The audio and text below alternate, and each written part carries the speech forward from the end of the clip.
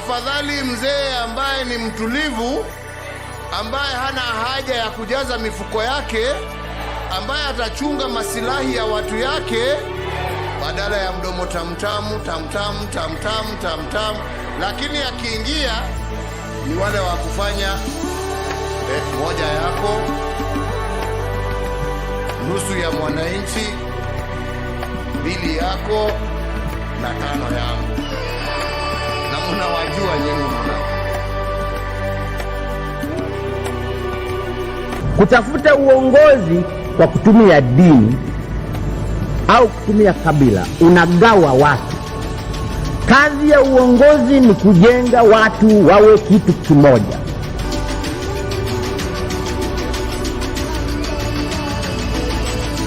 The 2.2 billion has been spent in the office of the president and State House between July and September. If you do that calculation, it means that we spend in that office 23 million per day and 1 million per hour. That cannot be sustainable.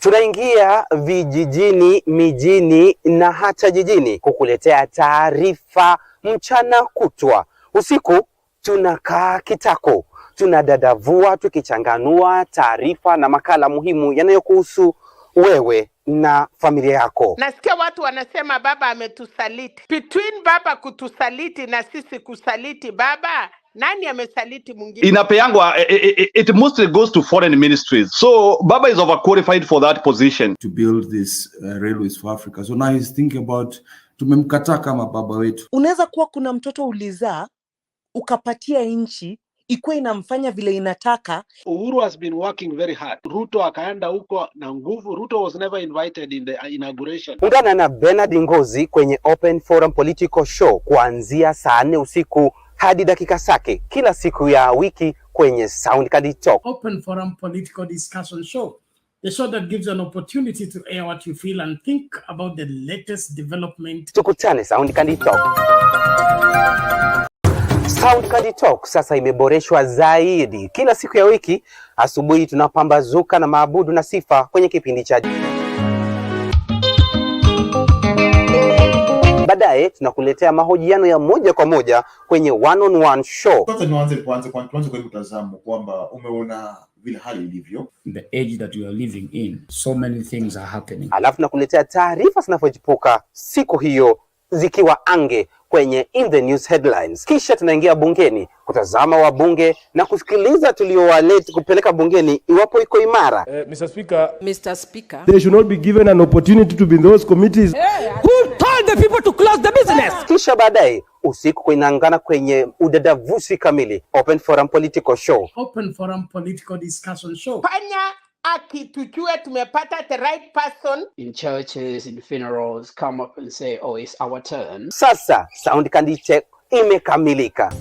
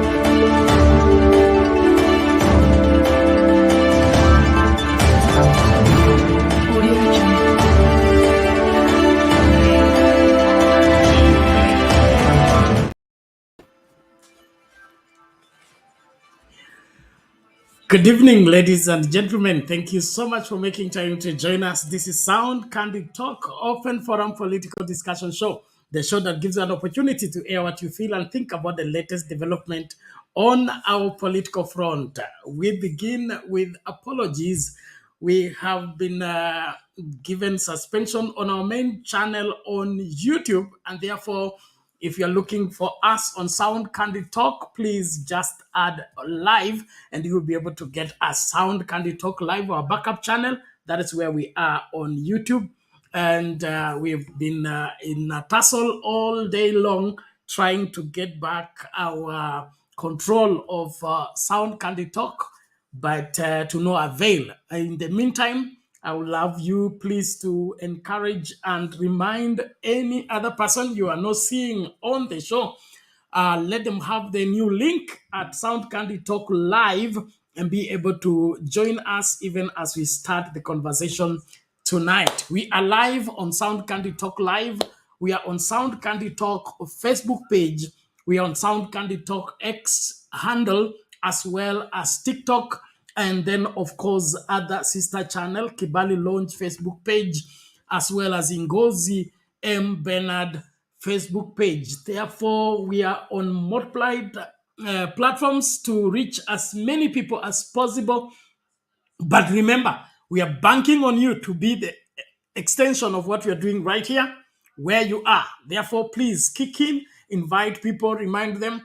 And then, of course, when we are done with our cases with the YouTube community, we'll be able to resume the main channel. In the meantime, kumbusha mtu kwamba tuko backup, kwa hivyo asikae kwa sitting room akingoja kwamba tutatokezea. Hapo tutakaa hapa kiasi ili tupate nafasi tena ya kufika na kuendeleza matangazo yetu kama kawaida. Samahani, naona Kenya Power iko karibu kufanya kile kitu, sijui itakuwaje, na kuomba tu tafadhali tegea hapo hapo, na kama kuna yeyote nani huyo Mato ama Julia ama Stony PK kwa standby. Unajua huku kianza kunyesha, basi Kenya Power inafanya kile kitu. Kwa hivyo tunaomba tu tafadhali tusikilie ka makini, ili tukipewa blackout basi mtashikilia ili kipindi kiendelee bila shida. Cha muhimu hapa, karibisha mtu. 17 people viewing, please let's up the game, let's up the game. We can still get to 100 as usual. Thank you, the TikTokers. Asante sana. Let's tap that screen. Let's send those roses. Let's do everything that we do the best way we do it, because it's our duty to see to it that the very best of what we have reaches to all the people. And of course, Kenyans are informed and put in the right perspective of whatever propaganda and exaggerations that are being propped and, of course, displayed by the Ruto administration. Well, today we are diving into the controversial administration of William Ruto. And this time we are looking at Ruto's regime counterfeit crisis. We started with edible oil. Now we are in fertilizer counterfeit. We are now not only having counterfeit fertilizer from the national and produce whatever cereal board, we are now having another dimension of counterfeits where ordinary Kenyans are also taking advantage of other Kenyans by packaging mysterious products and selling them as cheap food stuff that is all but sand, soil, and of course grinded fruits as edible oil. It's a sad state of affairs in this country, that the government is counterfeit, the population has gone counterfeit, and the Kenyan people are the victims of all this.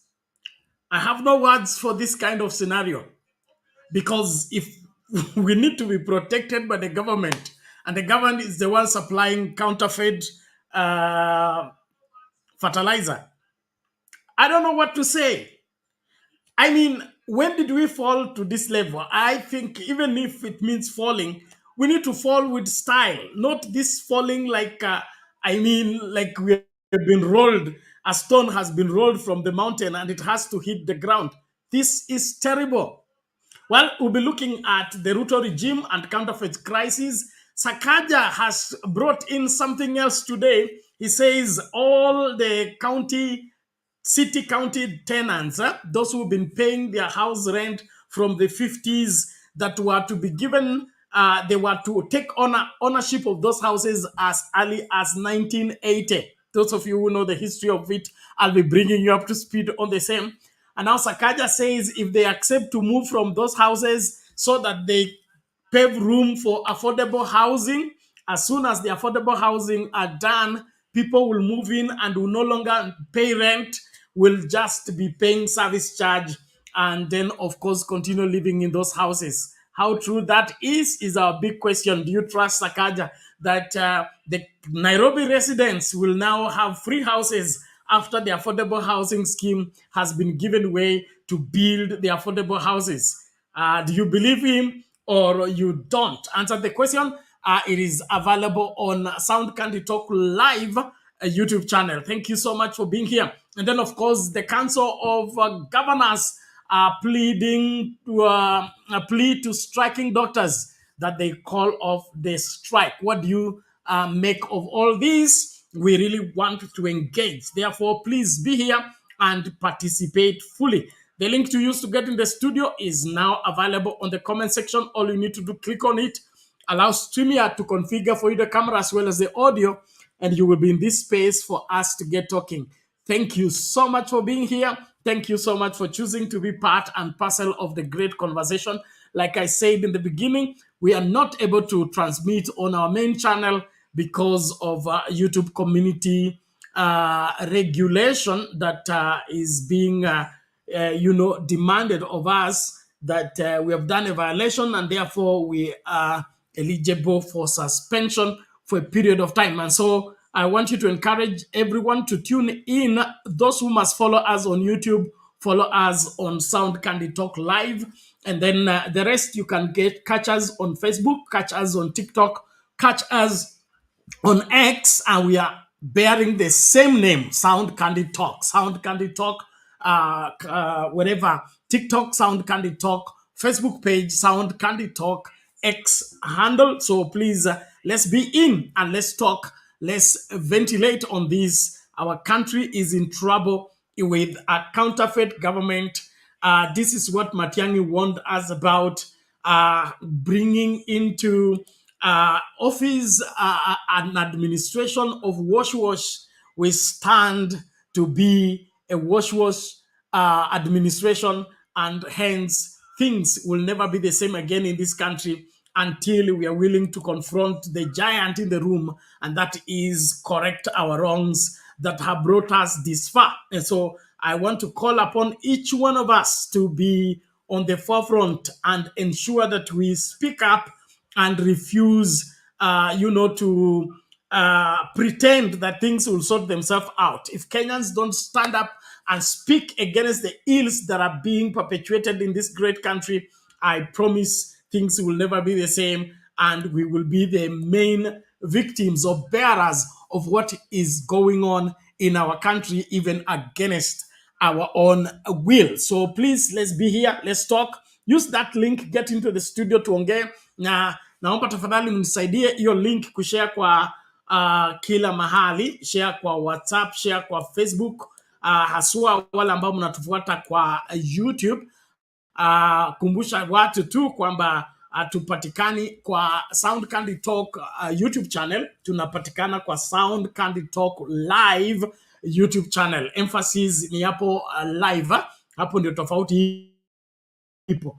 Utatupata hapo katika haya matangazo, na tunakuomba tafadhali ukitupata, karibisha mtu, kumbusha mtu kwamba hatupatikani maeneo ya kawaida, tumehamishwa na YouTube na tuko katika backup channel ambako tunazungumzia masuala ya William Ruto na serikali ya vitu gushi ama inaitwa vitu ama vyombo.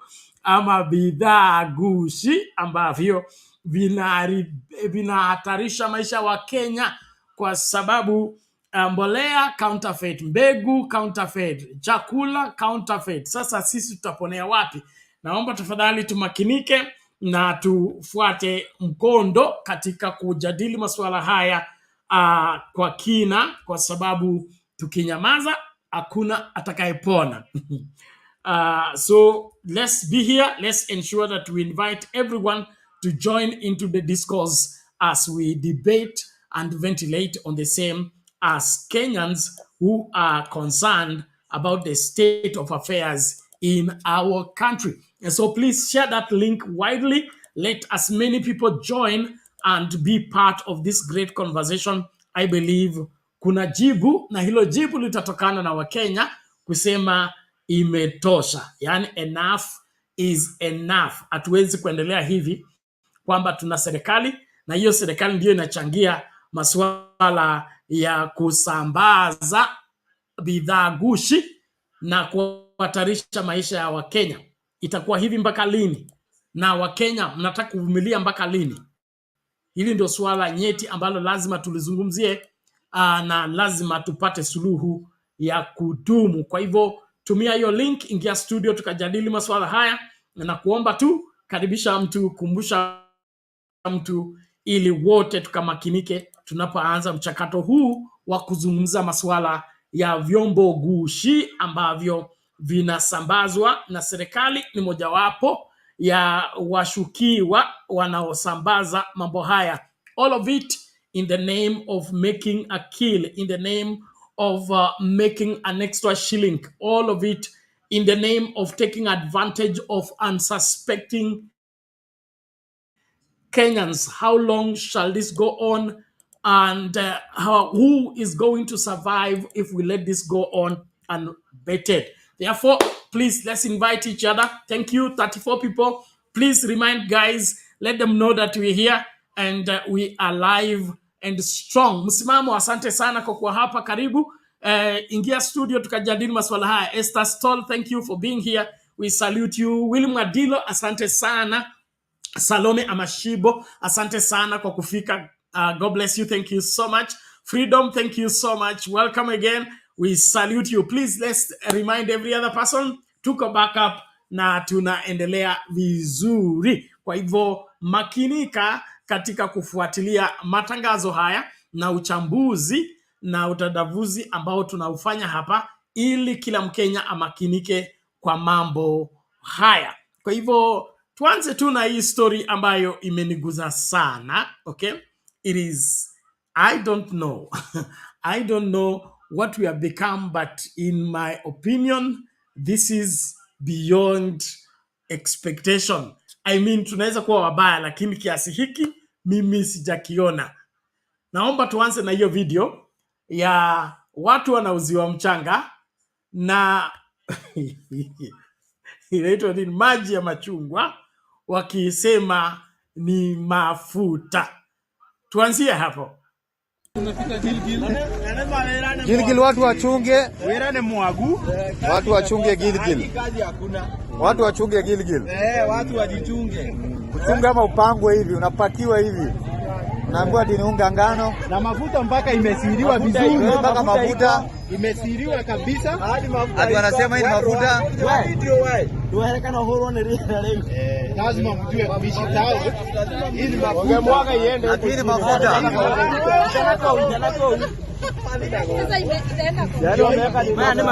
Hiyo ni matunda gani imesiagwa? Ati unga ya kupikia chapo. Na hii alafu ni kayafa, ati ndio mafuta. Kwa vizuri hapa mafuta nani? Kayafa ndio mafuta. Watu wajichunge. Hii ni kayafa.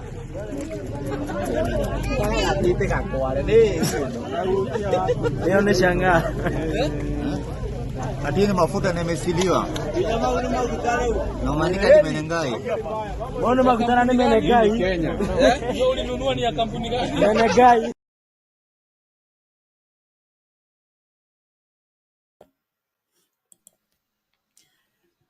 Kenya mpya, mambo mapya. Serikali ya bottom up. Mimi sijaona hii, nimekuwa hapa miaka mingi, lakini hii imenizidi miaka yangu. Msimamo.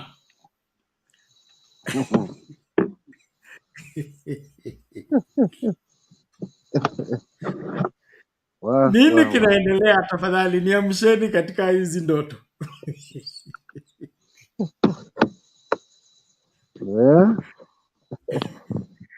Unajua vipi Bernard?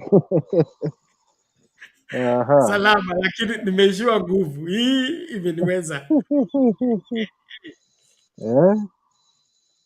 Na nashangaa katika hali hii, yani tunawiana sawia na kabla niendelee, wacha kwanza niwape salamu wale ndugu zangu upande wa pili kule kwenye comment section kwa kazi nzuri, alafu pia na wale ambao wanatufuatilia wote kwa pamoja, pokeni za msimamo.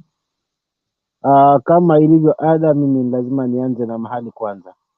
Unajua hii inanikumbusha ka historia fulani nilikasoma mahali kwamba yani miti inafurahikia jinsi shoka linavyotembezwa hapo kwao, lakini badala ya kulalamika wao wanafurahikia kwa sababu wanahisi kwamba shoka lile ni mmoja wao, maana mpini umetengenezwa kutokana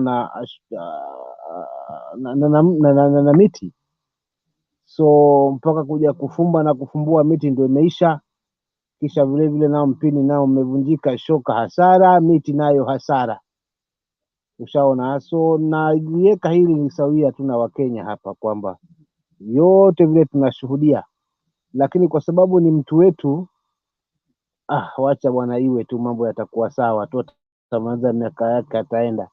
Wangapi bwana walikuwa hapa, tumeshuhudia wangapi wakiwa hapa. Tulikuwa na Kenyatta yuwapi, tulikuwa na Daniel Moi yuwapi, tulikuwa na Kibaki yuwapi, tukawa na Uhuru, hata huyu atakwenda. So katika hali hii ya kutotaka kufungua akili zetu, ndio tunajipata hapo ambapo ndugu yangu wewe unaishiwa nguvu kwamba haya matunda yale yamegozwa kwa samli mauto, kisha alafu mifuko nayo imepakiwa vizuri kwamba ni chakula. So yote haya tunayavumilia sisi wenyewe wa Kenya, kwa sababu kama tutasema imetosha, basi tunaweza haswa kubadilisha mfumo mzima wa uongozi. Lakini hili pia nalo Bernard halinitamaushi, kwa sababu unajua hapa tulishuhudiwa haswa awali kabisa kwamba hawa mabwana walipata empty coffers. So huenda pengine mambo hayaja kuwa sawa, ni empty coffers na promise nazo ndio hizo. Sasa Wakenya wameanza kudemand their promises kwamba lazima ufulfill.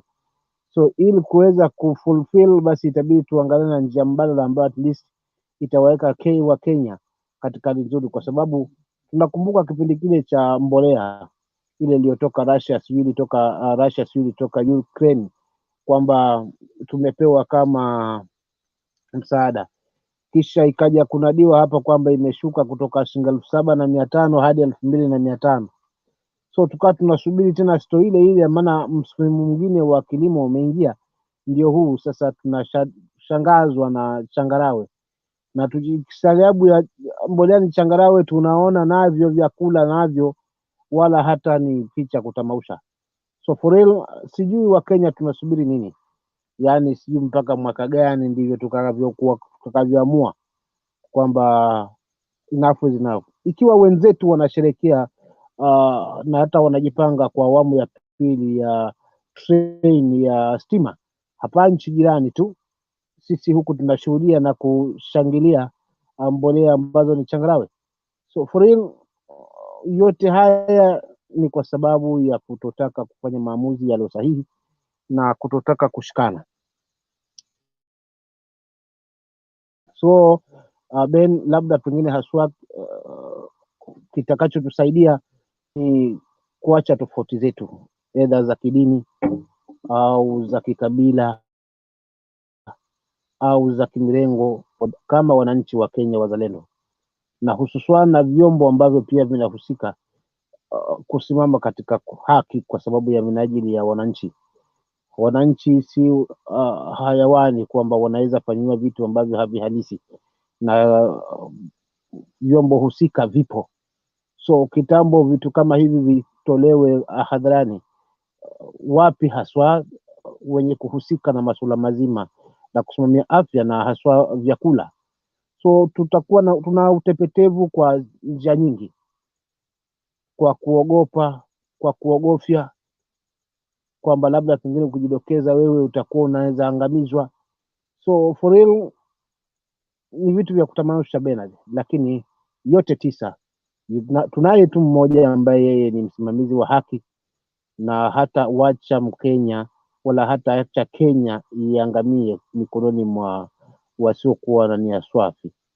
Kwa hiyo nitaachia pale kama ufunguzi wangu, lakini yote nimwachie Mungu Bernard, maana hata mimi pia ni mmoja wa kuishiwa nguvu kaka kwa haya nayoyashuhudia. Asante kaka. Okay, asante Msimamo kwa utangulizi mzuri huo na kutukumbusha tu kwamba hili swala ni mojawapo ya mambo ambayo yalikuwa mambo ya kutatanisha haswa katika uchaguzi wa 2022. Wala ambao mnakumbuka campaign ambayo iliendelezwa haswa Mlima Kenya, ilikuwa kwamba Uhuru Kenyatta amekosea na Mlima Kenya kwa kufungia vyombo gushi kuingia nchini na kuhatarisha ama kufanya biashara yao isiendelee. Mkikumbuka ile story ya Moses Kuria, Kimani Ichung'wah na watu wote, Moses Kuria akiongoza kampeni kwamba waachiliwe tu wauze vyombo vile wanavyo, watumie zile counterfeit mpaka siku ile watajifunza wafike mahala ambapo watatengeneza zile genuine. Alafu baadaye akarambwa miguu na hiyo counterfeit product, ndio akaanza kujifunza kwamba counterfeit sio rafiki na ikiruhusiwa inaharibu vitu. Sasa wale watu waliongoza campaign kwamba watoe rais ambaye anazuia vitu gushi achukiwe, na yule ambaye anapeana ruhusa kwa mtu yeyote kufanya chochote kila anachotaka ambaye ni hasra achukue. Sasa hii ndio matokeo ya hasra atawale, dynasty iende. Reverend Lala, are you there?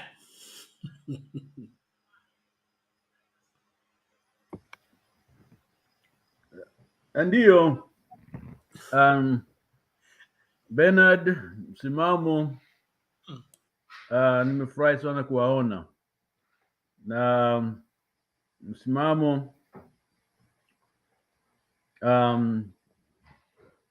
wajua wewe ni shehe. Mimi uko Chumani hapo nilikuwa mwalimu hapo bwana. Hata Maganyakulo kule Kwale. Kule chini. Sasa huko ni kwangu kabisa. Lakini ni vizuri kuwaona Jackman wakati huu.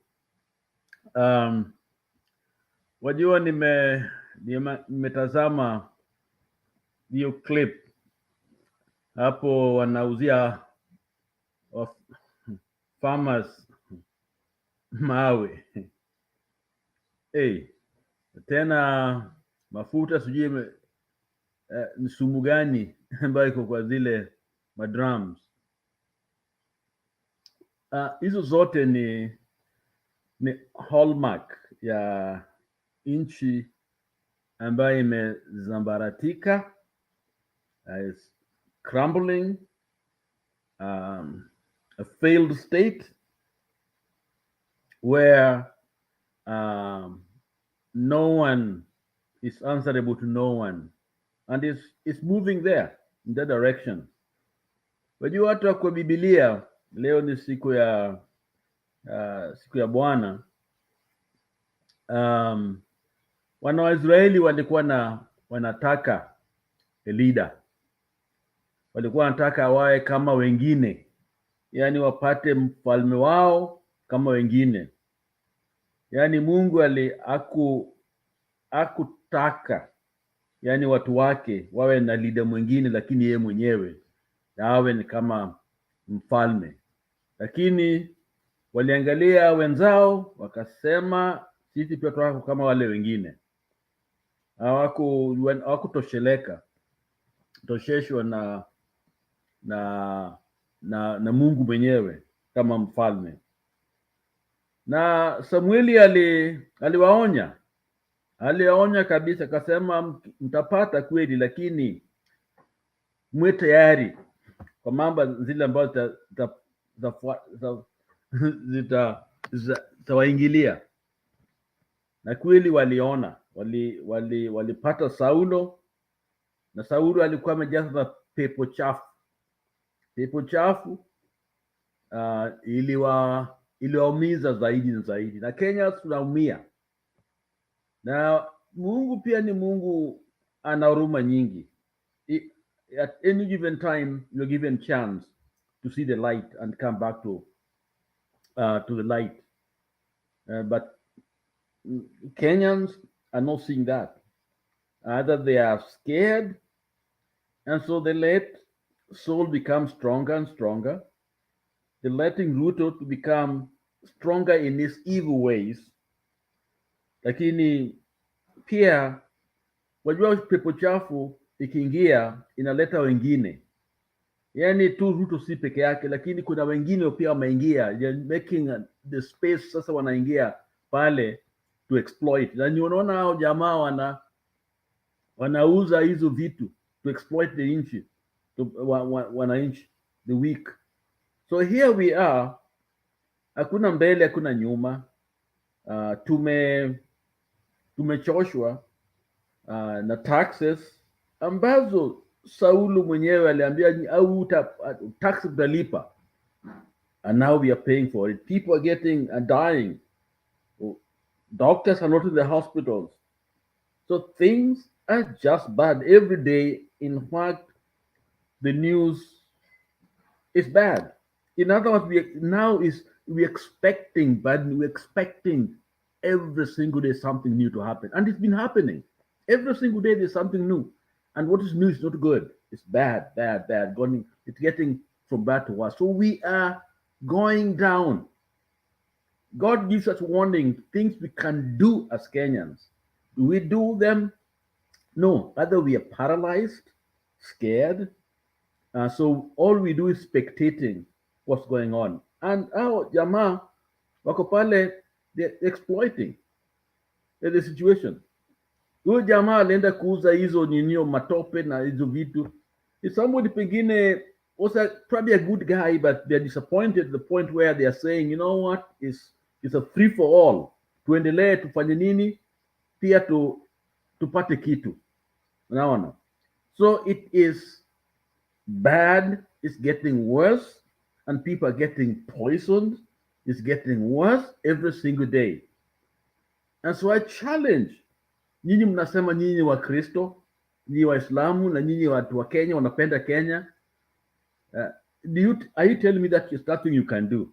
Or internally, ndani yenu kabisa, ndani ya mawazo, pia ni kama tu Ruto. Yeah, because the Kenyans maybe have gone to that level.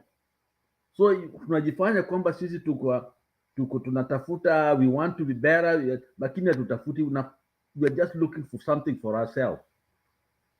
So instead of us coming together, we watch others, either the teachers or the doctors, tunawaangalia tu outside, not knowing that the next one itakuwa sisi. So we are waiting to be slaughtered. Ni kama tu una wanyama, una goats and sheep, and you eating them. The others look at the one which is going and ashikwa, and then 2 minutes washa sahau. Then tomorrow another one come for them. So this man is coming for us every single day. Wakenya mnakuja mnachinjwa kila siku. And until we speak with one voice, whether it's doctors, we join them. Whatever it is, let's all come together as Kenyans. That's the only way to save ourselves. If you love your home, you love your land, you love your job, you want to have a future, do it. And I was surprised when I heard that things are better in Somalia. We'll be going to Somalia. They are organizing them. They have learned their lessons. Wherever they are organizing their economy. Somalians are beating us. They just got into contract, I think, with Turkey to work on their Rasil Mali. You know, so sooner or later, I think they're going to get, I don't know, 70%. And Turkey will take another 30%. And so the country is on the upward. So now we can't even compare ourselves with Somalia. They're better than us. But they had to come to their sense and say, you know what? Tumekaa nje, we have been refugees, our country's bad, let us come together and build our country. And they're doing it. Somali, Wakenya msikizeni, Somali, wanawashinda wakati huu. Manake they've learned their lesson, okay? And now they have got partnership with Turkey. And the country will be watching Somalia get better. And you guys living in those houses you have, driving those cars you have, you're going to be so insecure. Because all the bad guys now are moving into Kenya. That's where they are, because that's where they can survive. They can sell, mchanga and make money. They can sell mafuta, bandia, and make money. So all the bad guys are coming. They're bringing all the crazy stuff in there. Look at Tanzania. Tanzania and Uganda already have made a contract, with the railways. Ruto, we have that line going from Mombasa to Malaba will be gone. There's nothing, there's no business. We've known the business going on for a long time, ever since we were kids, from 1901. That line has been the lifeline for the nation. Right now, no, the new contract, Tanzania has given concession to Uganda. Port of Dodoma, they can now use it. They can have their storage there. In other words, they don't need Kenya. Right now they're doing it because there's no way out, but they're moving to Tanzania. And so the lifeline is gone. It's gone. Museveni is moved on. And we are stuck here with Ruto. While Kenya, let us wake up. Smell the coffee, wake up, and save our nation. No one is coming to save us. Asanteni sana. Bernard, kwako. Okay, thank you, Reverend Lala. We appreciate that. A call indeed that each one of us must pay attention to. Our country is under siege, and is under siege in wrong hands, and probably we have an enemy within, which makes the war very complicated. It's better to fight an external enemy than an internal enemy. If we are the ones to fight among ourselves and to be the enemies of ourselves, the Bible says we'll eat up until we finish each other. Something needs to happen to this country urgently, and that is Kenyans need to rise up and say enough is enough. I don't think we are realizing how bad things are getting with every passing day. We cannot have this level of counterfeit products, I mean shamelessly being sold to Kenyans in broad daylight by somebody who has, no fear whatsoever. Because by the time you go to the bush to collect those fruits and grind them and mix them and bring them and seal them and sell them as oil, we are doomed. We don't know what else we are eating unsuspectingly. We don't know what else is going on in terms of now even hawking is no longer a trusted product. What is happening to us? Do we even think through how much damage we are causing, not only on the health of the Kenyan, but on the health of the economy? Because if this is what we are giving in exchange for money, we are robbing the country, we are robbing each other, and we'll end up having nothing left in the long run. And so anyone who is for counterfeit, anyone who advocates for wrong way of doing business or getting money the wrong way, you are the enemy and you need to be treated as such. And for this government, your days are numbered. It doesn't matter how we look at this. This is it. We can't continue like this. It doesn't matter what promises we have or what plans we have. This particular administration, it has to go if Kenya will be saved. It has to go if Kenya will be restored. We will not have corruption run from the top to the bottom, have counterfeit product from top to bottom. Let me just play this clip on the same before we change gears. Remember, we are looking at the Ruto regime with counterfeit crisis, Sakaja housing promise, and Council of Governors plea to striking doctors, and many other subjects that will be coming up. But this one of counterfeit, we will deal with it until we exhaust it completely. So please be in, invite somebody. Remember to remind someone that we are not able to stream on our main channel because of YouTube regulations. We have been given a suspension, and therefore let everybody come to our backup channel, which we've been encouraging you to subscribe. So if you had not subscribed, now you see the importance of subscribing on both channels and be active on both. Therefore, please join the discussion on Sound Candy Talk Live, especially those of you who enjoy following the program on YouTube. Otherwise, Facebook is intact, Sound Candy Talk. X is intact, Sound Candy Talk. TikTok is intact, Sound Candy Talk. And we also are live on Kibali Lounge Facebook page, as well as Ngozi M. Bernard Facebook page. So you can get us on all those platforms and be able to enjoy the conversation that we're having with the rest of Kenyans. And the question we are asking on wherever, the poll question tonight is about Sakaja and his promise that the city county tenants are those who live in the city council houses, those who live in Jericho, who live in Shaurimoyo, Bahati, Kimathi, Landmawe, is it Mudurwa, all those people who rent from the city county. Now, Sakaja has come with a new twist and said they should move and give room for the construction of affordable housing, and they will move back into the new houses.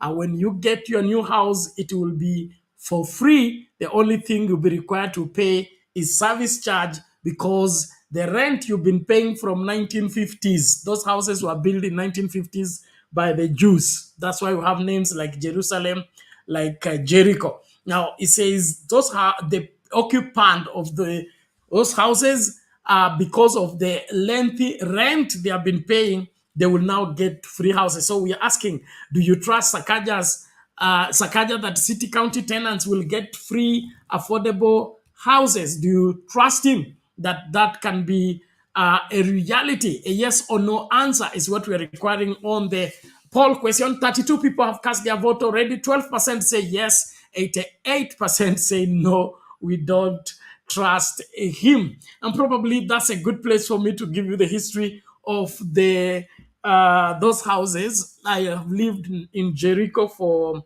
a period of time. For your information, I attended Ofafa Jericho High School, and so you should know that I'm aware of what goes on around there. And so those city council houses in Jericho, in Jerusalem, in Maringo, Bahati, and all that, they had a 30-year contract with the tenants. Okay, they belong to the city county, to the city council, but the tenants were to occupy them for a period of 30 years, and after 30 years, they were to be handed over to the tenant as their property. Paying rent for 30 years, the card had that agreement that after 30 years, they will be reverting to the tenant, and the tenant will no longer need to pay rent. They will be now their property, because the rent they are paid for 30 years is enough to buy that particular house. Now, what happened is that that was now 50s, I think early 50s up to early 80s. That's when the 30-year period elapsed. Now, when it remained 2 years to the 30th year, Moi was the president at that time. And I think, I can't remember, was the minister for local government at that time. Bernard, Yes. you know, this government, with due respect to some of those people who respect them, I don't have no respect for them. Because, number one, this so-called housing thing, affordable housing, you see, a house, the population is growing, okay? New people come into the workforce market, all the time. Is Ruto administration telling us that they're going to be building houses forever? Because population is going up, it means Kenyans will be building houses. And the question is, where are they going to get people to work and pay those taxes so that they can get those houses? Okay? Or are there a clog of people that will, it's like education, every time people are coming out. So unless the government is saying they're going to be building houses all the time, so it's just mindlessness. The key thing has to be creating jobs, ongoing, and that's what can sustain housing. So really, even what it's trying to do here is it doesn't make any common sense, because they are not telling. You see, right now they cannot get jobs for people, and they're telling us they're building houses. I mean, what a lunacy! It's crazy. So for Kenyans even to sit there and wait for these houses, and people are talking gracefully about them, and then you wonder, what are they drinking? What they are smoking? Because jobs are not there, okay? It is not a planned idea where there's jobs where you're building houses, there's jobs there that will sustain people. You are creating a nightmare. In other words, people will run from those rural areas, and we have been building roads to those rural areas. Okay, and those roads are supposed to be the feeder to jobs, and who would want to stay where they cannot get jobs? Okay, so building houses there, which are going to be abandoned because they're going to eat anything, is really. I saw a house in West Africa with big hotel that they were abandoned because they are ghosts in those houses. So you see that that buildings, I think in Nigeria somewhere, people can't go there, and this is what exactly this guy is doing. So unless somebody can explain to me that when did this house going to stop? When are they going to stop building them, and why will they stop building them if others won't have houses? And then where are the jobs these people are going to be, helping sustain and pay bills and eat? You can't live in a house you're going to eat. So fundamental questions have never been answered by this administration. And so to me, it's like we're in a dream world. Reality has not sunk on us, that we are wasting money. We are wasting taxpayers' money. That's the sad part. We are wasting and wasting and wasting. And yet we let them do it. I pray that we don't let them do it, because this is the reason. This is why the country is going down. This is the shakaola.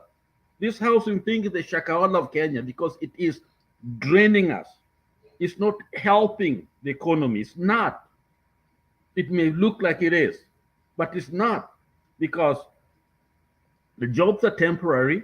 Okay, those housing, they are placed in the wrong places where there's no economic activities that will sustain unless you put them near the cities, which means you have to attract more people in those areas, and those cities don't have even enough job to keep those people there.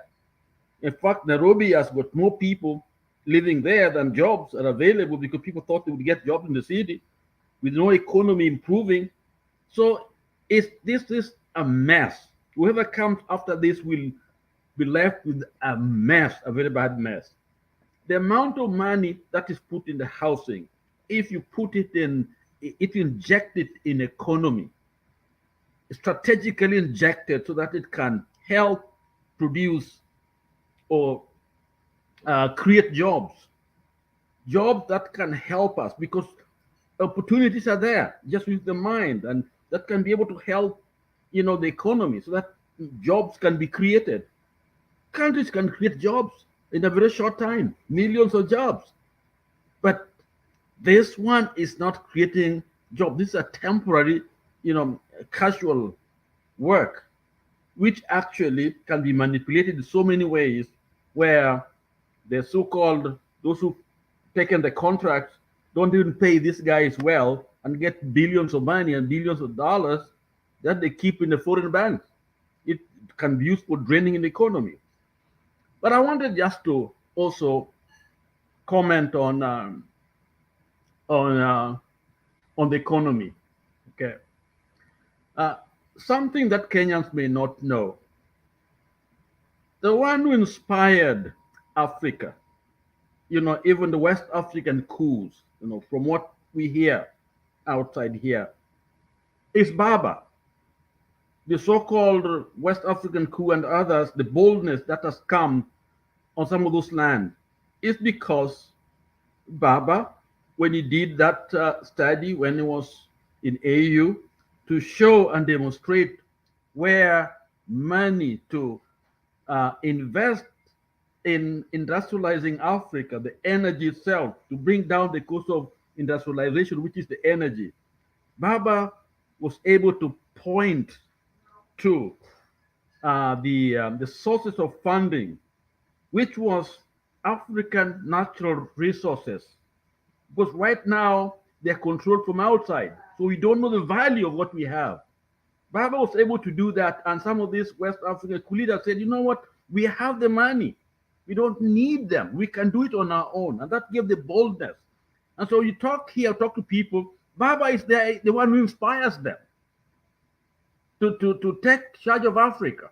Okay, so when you have people like Ruto, like affordable housing, who are doing exactly the opposite, to a place where we become beggars again, because we are not focusing on how to use our resources effectively to change our land and our people, and build a strong economy where we can be able to afford the things.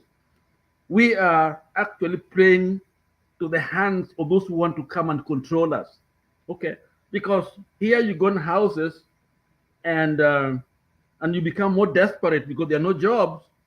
So whatever they tell you out there, start doing it, when actually you could have used what you have strategically and keep those natural resources here and sell them out as finished product, value added, and then bring the money that can be able to create and build houses, build jobs, and then houses. So, we got the brains, we got the resources, we got the people. We are in a good place to do this. And in fact, Uhuru had laid a good foundation, even though there was corruption, people like Ruto were stealing, but we had roads connecting, good roads, and people were very pleased with the Kenyan progress. And that alone created a network, as an environment where, using our natural resources carefully and wisely, we could be way, way ahead. But Ruto and the group is taking us down. Okay, so we are talking about things that really are not of significance, that can be able to save us. And so I'm very disappointed, even for us to entertain them, entertain poor argument, poor thinking, politicizing economy and everything else. So these people are no good. And I pray that Kenyans will see that, and that we can be able to change, the trajectory where we are headed right now, and move to the right side by letting these people go. They gotta go. That's the only answer. Thank you.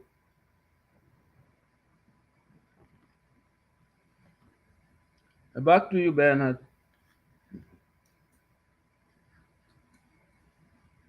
Well, thank you, Reverend Lala. Uh, the okay, when leadership is out of step, everything that follows after that particular leadership must end up out of step. And so, what we are crippling with here is we let go the driver's seat into the wrong hands, just like in the matatu, whatever sports, there is what is called squad. And squad has two kinds of drivers. There is the bona fide hired driver for the matatu, and then there is the manamba or the turn boys who are learning how to drive vehicles. And so when this qualified driver brings the vehicle to the stage so that it gets filled, the wherever boys will what now take over the parking of the matatu and then be able to call people to sit in and all that. But this turn boy will not be able to, navigate the vehicle successfully if he's left to carry passengers. We seem as a country to have left the vehicle in the hands of untrained driver, and the untrained driver is wreaking havoc on the passengers by driving everywhere on the pavement and otherwise without the competence of controlling the vehicle. And so we are in for accident after accident, damage after damage, and all of it on the premise that we let the leadership slip out of right hands to wrong hands. That is one reality that Kenyans must come to terms with. And we will never be able to fix this until we are willing to address how do we get into leadership? How does the country get navigated? Just drawing the example of the United States. Okay, the United States has two levels of voting. There is the popular vote and there is the college vote. And those of you who remember the Hillary Clinton elections, whatever, against Trump, I think, Hillary won the popular vote, okay, but she lost the college vote, and for that she missed the presidency. Now, this is not because the Americans don't embrace democracy or don't believe in the majority vote, but there is a system that controls on who becomes the leader based on two levels of weighing everyone in the scale. Kenya has had its leadership hands off for too long, and that is why things are falling apart.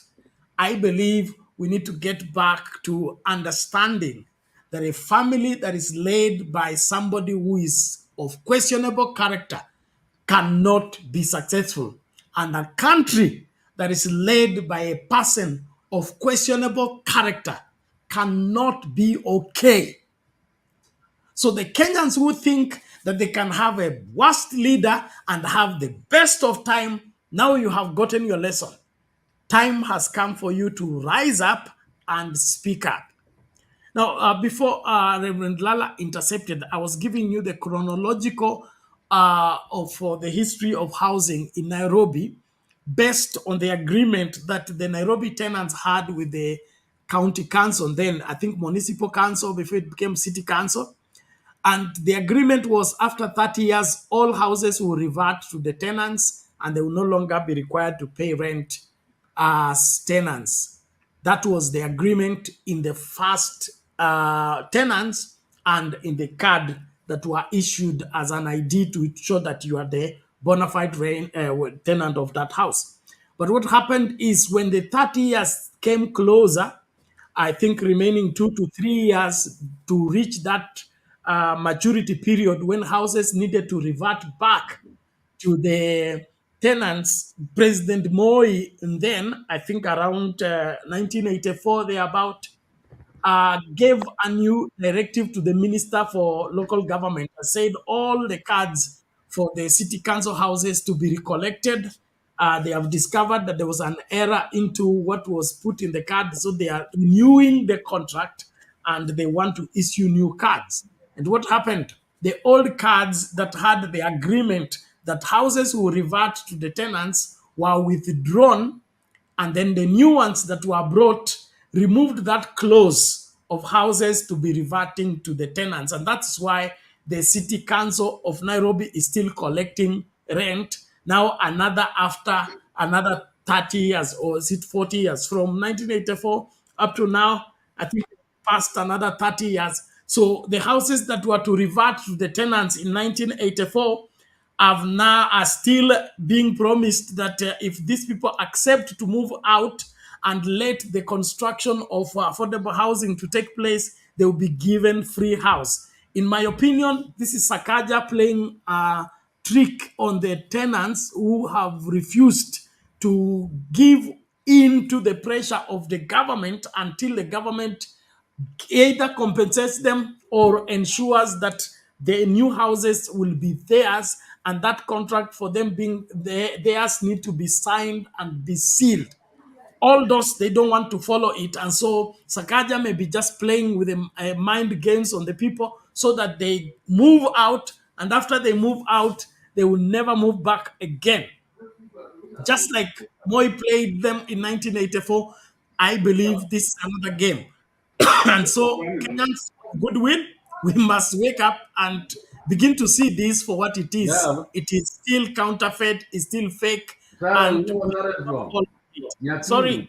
My mom is the one who wrote that. Sarah. Agriculture Cabinet Secretary Mithika Linturi says the government has begun investigations into the alleged fake fertilizer that was distributed recently to farmers in different parts of the country. Linturi has warned that tough action will be taken against anyone found culpable.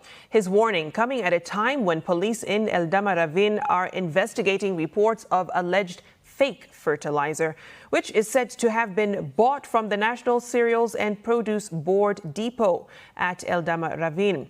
Safin Acheng Oma reports.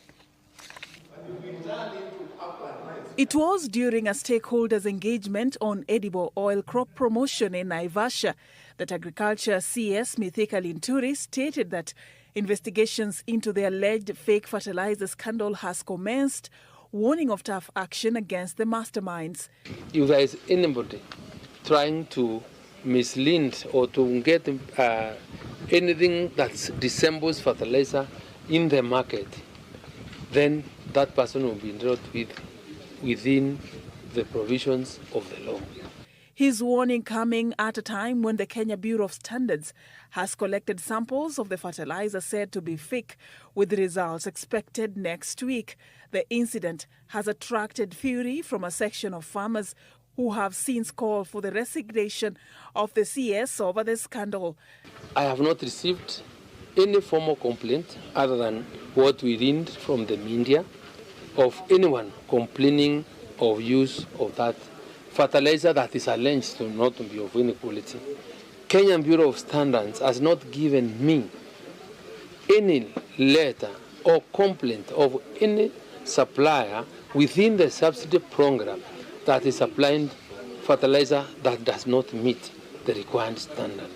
Linturi was quick to defend the fertilizer subsidy program, which he says has revolutionized production in the country. This time round, we even expect to do better in terms of yields, because we've been able to really learn from the past, and we've been able to now to give even better fertilizer than we're talking about. Meanwhile, police in Eldama Ravine on Friday received samples of alleged fake fertilizer, which are said to have been bought from the National Cereals and Produce Board Depot at Eldama Ravine. The police had received complaints from two people from Poror village within Koibatek sub-county who claimed to have, on different dates within the month of March, bought a total of 34 bags of the subsidized fertilizer labeled Kel Green, only to open and find what resembles cattle-licking salt, black stones, and others having goat or sheep hair. Safin Acheng Oma, Citizen TV.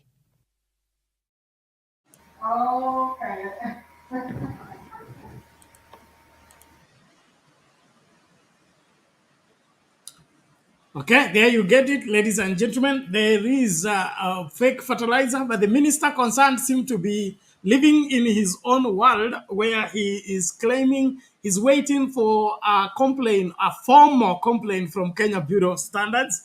And he says he has also not seen any complaint of the people who have bought the fertilizer except through the media. And that statement alone leaves me perturbed because this is not how a minister works. I don't see, you have seen the way the late Professor Magoha dealt with the issues of exam cheating. He was hands-on. You saw how Matiang'i revolutionized the education sector, the communication sector, by hands-on and taking matters serious, especially when there were some allegations towards any malpractices in their ministry. But look at the way Linturi is responding. He's absent-minded. His body language speaks more than his mouth, and he looks like he is overwhelmed by what is going on. This is not how a government operates. Unfortunately, there is a lot of noise. It's begun to rain. I want you to bear with me. I will play a video in the meantime as I take care of the sound from outside that may be interfering with the broadcast. But please, let's continue inviting each other. Remind somebody. Make sure that everyone knows that we are here and we are secure at Sound Country Talk Live. We are having trouble with our main channel. So please, tegea hapo tunarejea hivi karibuni. On to another looming crisis, and the nationwide doctors' strike entered its 11th day today, with the situation in public hospitals getting worse by the day. A spot check established that patients seeking healthcare services in public hospitals continue to suffer as normal operations are paralyzed, forcing families that have the ability to transfer their kin to private facilities. The Kenya Medical Practitioners and Dentists Union maintains that the strike will be scaled up, with doctors planning to stage demonstrations from Tuesday to Thursday. Marianne Nyambura reports. At the Nakuru Referral Hospital, patients seeking emergency services on Sunday were left stranded. The disruption in provision of healthcare services occasioned by the doctors' strike getting worse by the day. Usually, patients would be received at the accident and emergency unit by medics, but here, the emergency section remained unattended. The doctors' strike that is on its 11th day, Sunday, has also affected the family of Helen Kariuki. Their 70-year-old dad, who is hypertensive and diabetic, has been at this hospital from Thursday. Tangu siku hiyo, hakuna ile matibabu ambayo tunaweza sema ya kwamba amesaidika. Tuliweza kupata zile dawa, amewekewa tu hapo. Lakini hakuna daktari ambaye angeweza kumpatia zile dawa. Na kwa hivyo wakati tulienda pale tukaambiwa tuchukue zile dawa, tusichanganye na uji, tuweze kumpatia. 3 days in the wards with no doctors on site and with his health deteriorating, the family made a decision to transfer their patient to a private hospital in Nyahururu. Tukaona ya kwamba hapa sasa mahali imefika, hapa ni mahali ambapo tunaweza sasa hata ruzi mgonjwa wetu. Kwa hivyo ni jambo ambalo linahuzunisha sana. Mahali unakuja ukiwa na matumaini ya kwamba utaweza kupata yale matibabu ambayo inafaa. More families continue to seek alternative options for their patients who are admitted at the Nakuru Referral Hospital. John Mutai, whose 2 close relatives are admitted here after they were involved in an accident on Saturday, says the patients are in agony. Juu moja ameumia, ukimguza pande ya bega hii ya kulia kwa shingo hivi, anapiga nduru. Yule mwingine mkono wa kulia aliumia na amefungwa. So ilikuwa imesemekana kuna chuma anataka awekwe imsupport. Lakini kwa sasa hajahudumiwa, hajapata hiyo kitu. Similar situation is replicated in most public hospitals countrywide. As the government and the union maintained hardline stance, the situation is set to get worse. with the Kenya Medical Practitioners and Dentists Union announcing that doctors will not return to work until the government meets their end of the deal. Doctors say they will stage demonstrations from Tuesday to Thursday to push for their demands. This coming week, we're going to have a demonstration in Nakuru, in Kakamega, in Migori, in Embu, and again in Nairobi. Because without having these issues solved, no amount of political rhetorics, no amount of threats, no amount of propaganda, no amount of bloggers are bought to dissuade the direction will affect this. Council of Governors Health Committee Chair Muthomi Njuki has called on doctors to soften their stance and return back to work. Governor Muthomi says the effects of the strike on patients is devastating, but his Nairobi counterpart Johnson Sakaja told over 160 doctors in Nairobi to return to work or face the sack. If you're a doctor and you're interested in working in Nairobi, be in hospital. I told them that on Thursday. On Friday, I had 60% of them reporting back to work. They came back to work. Monday, nimeandika barua ya wale 40% watuambie kama wanataka kazi. Kama wataki, kuna wengi wanataka kazi ya kuwa daktari. The first attempt by the Kenya Medical Practitioners and Dentists Union to hold talks with the government failed last week. Doctors now say they will remain relentless in their quest to ensure the government fulfills its demands. In the meantime, patients continue to bear the brunt of the ongoing standoff with no end in sight. Myriad Nyambura, Citizen TV, at the Nakuru Teaching and Referral Hospital. Mambo ni kama hayo. Nashukuru kila mmoja anayejiunga nasi. Asante sana kwa wote ambao mnaendelea kukaribishana. Naamini kwamba unatupata kwa njia iliyo mufti, na kuomba tafadhali karibisha mtu, kumbusha mtu kwamba tunapatikana kwa Sound Candy Talk Live, na hapo ndipo story nzima inapatikana. Katika suala la fake fertilizer, kuna twist moja hapa imeletwa na nani huyu? Anaitwa Paris Washington. Huyu ni Washington najua ama mwingine. Anasema these are not fake fertilizer. The problem with the farmers is that they have got used to the old type, which was not scientific. Now, I don't know what you mean. The other fertilizer was not scientific. This one is the one that is scientific. And if it is scientific, it needs to be an appreciation or a depreciation. Why do we have... let him tell us about... Why do we have our maize turning yellow by those who are using the same fertilizer?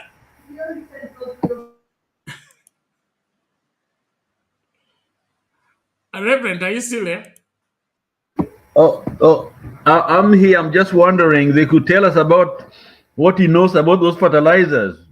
He seems to, she seems to know just a something moment. about them. I want to play the video clip so that he can tell us the science behind this, to one of the disgruntled farmers who has bought the fertilizer and it doesn't look fertilizer. Here we go. President William Ruto, watu wako, hizi ni nini mmeuzia watu kama fertilizer? Hii sijui ni mafia nini, imechanganywa na mawe. We bought four sacks of this nonsense. Hizi nonsense mmetuuzia. Hii office sijui ya NC what? Naitwa NC nini? MPK. Hadi zinaandikwa Republic of Kenya. Maragwa office ndio tumeuziwa hizi nonsense. Hizi mamawe zimechanganywa. Sijui ni mafia punda ama ni manini. Smelling very bad. Kuna fertilizer hapa. Mawe imechanganywa, sijui ni mafia. Ni punda ama ni mbuzi ama ni nini? Watu wa Mount Kenya hivi ndivyo umetulipa after kutokea tunakuchagua. Imagine 4 sacks. 4 sacks of mafia mbwa plus mawe. Sacks zenyewe ni za gava, imeandikwa Republic of Kenya. We are no longer being proud of being Kenyans.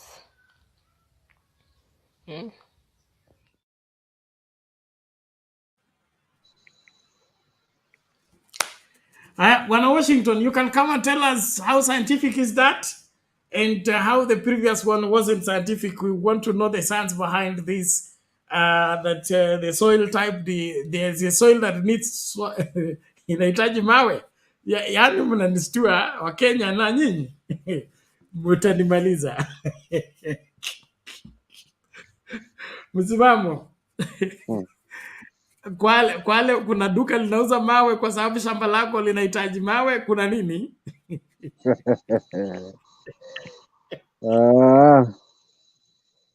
Kwa kweli mzee, yani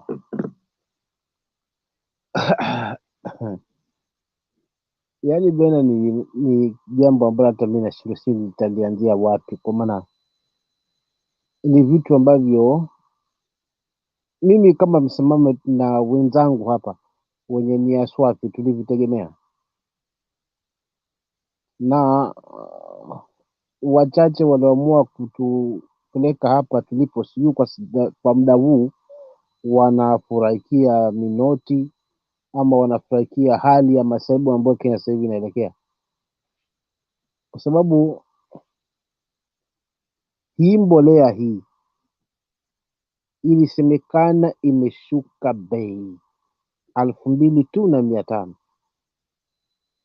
Sasa wako wapi hawa watu wa Kenya Bureau of Standards? Where are they? Wako wapi wale wenye vipimo vya kuona hiki kinafaa kuliwa na binadamu, hiki hakifai? Mbolea hii inafaa, hii haifai. Wako wapi? Juu wanameza ushuru wa wananchi, wamekaa tunawalipa. Nini kinazuia taasisi kufanya kazi zake bila kuegemea upande wa siasa, bila kuegemea upande wote, kwa minajili ya mwananchi? Hapa ndipo nasema Kenya inahitaji umoja, na hili la umoja kama litakuwa halipo, Bernard, mtanisamehe nikisema sasa basi itabidi twende kimajimbo tu.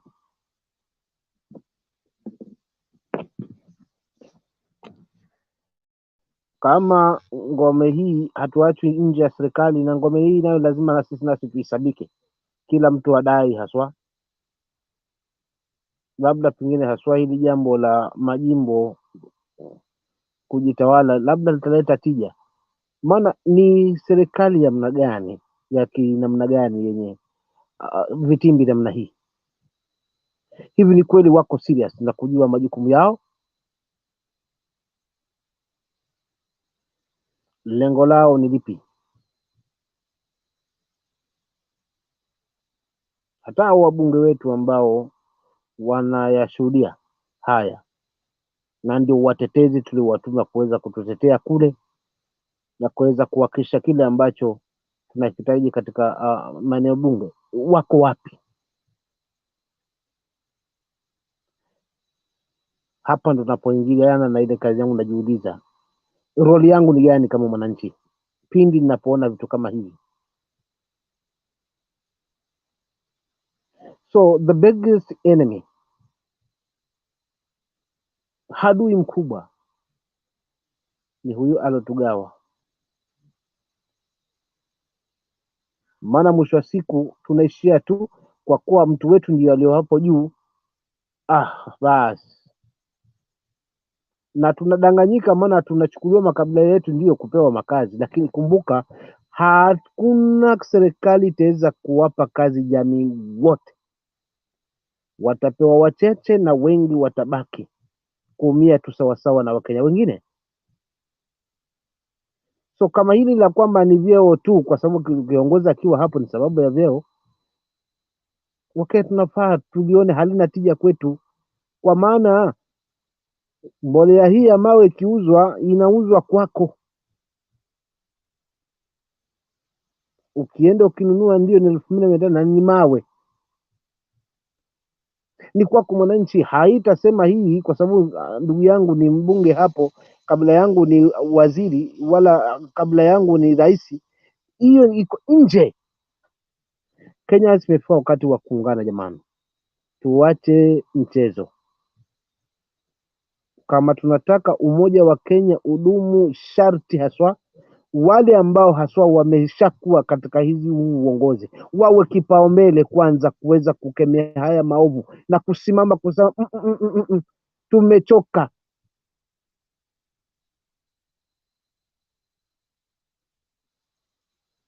Na wengine watafuata tu kwa sababu wako tayari tangia awali. Lakini bila hivyo basi labda majimbo yatatutetea. Mimi kimaoni yangu kama msimamo nitaachia hapo, na Reverend amerudi. Asante kaka yangu Bernard.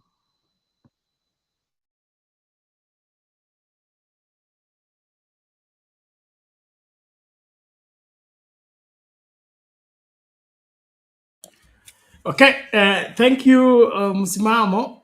Na hiyo njia ya majimbo naona kwamba itakuwa suluhu kwa masuala mengi haya, kwa sababu the less the whatever the less the region, or rather the less the area to control, the easier it is to be keen in ensuring that what comes into this particular county is valid for the county. And I keep giving the example of the current Mombasa governor, who has introduced a healthcare system that is taking care of the residents of Mombasa, and the county is taking charge. I think that will be a better solution, even when it comes to issues of food security and then food production, the story of fertilizer and all this. Why should we have agriculture devolved, yet the national government is still determining the fertilizer and buying the fertilizer and selling the fertilizer? Something is wrong somewhere. So let's speak up. Let's ensure that our voice is heard. Thank you for those who inviting each other. Please remind kila mtu tunapatikana kwa Sound Candid Talk live. Wale ambao wanatufuata kwa YouTube, tafadhali fanya hivyo, share your link na kila mtu, alafu like video, and then of course piga kura yako kabla ulike video. Asante. Reverend Lala, what's your take on this? As we Yes, Bernard. Wajua niliona huyo minister wa hiyo agriculture, Lintuli, whatever his name is, huyo anasema yeye mwenyewe hajaripotiwa, na yeye ndio servant of the people who should have been on the ground to find out what's going on, and then for him to wait people to serve him. That is the opposite of what his job is supposed to be. His officer should have got the people. We should have hearing prosecutions if there is something going on. So for him even to step out there and talk the way he talked, it is stunning to me. Nani serikali ambayo hajui kazi yake. Hakuna democracy na require transparency, yani uwazi, vitu vinaonekana, yani mabaya zinaonekana pia, na zile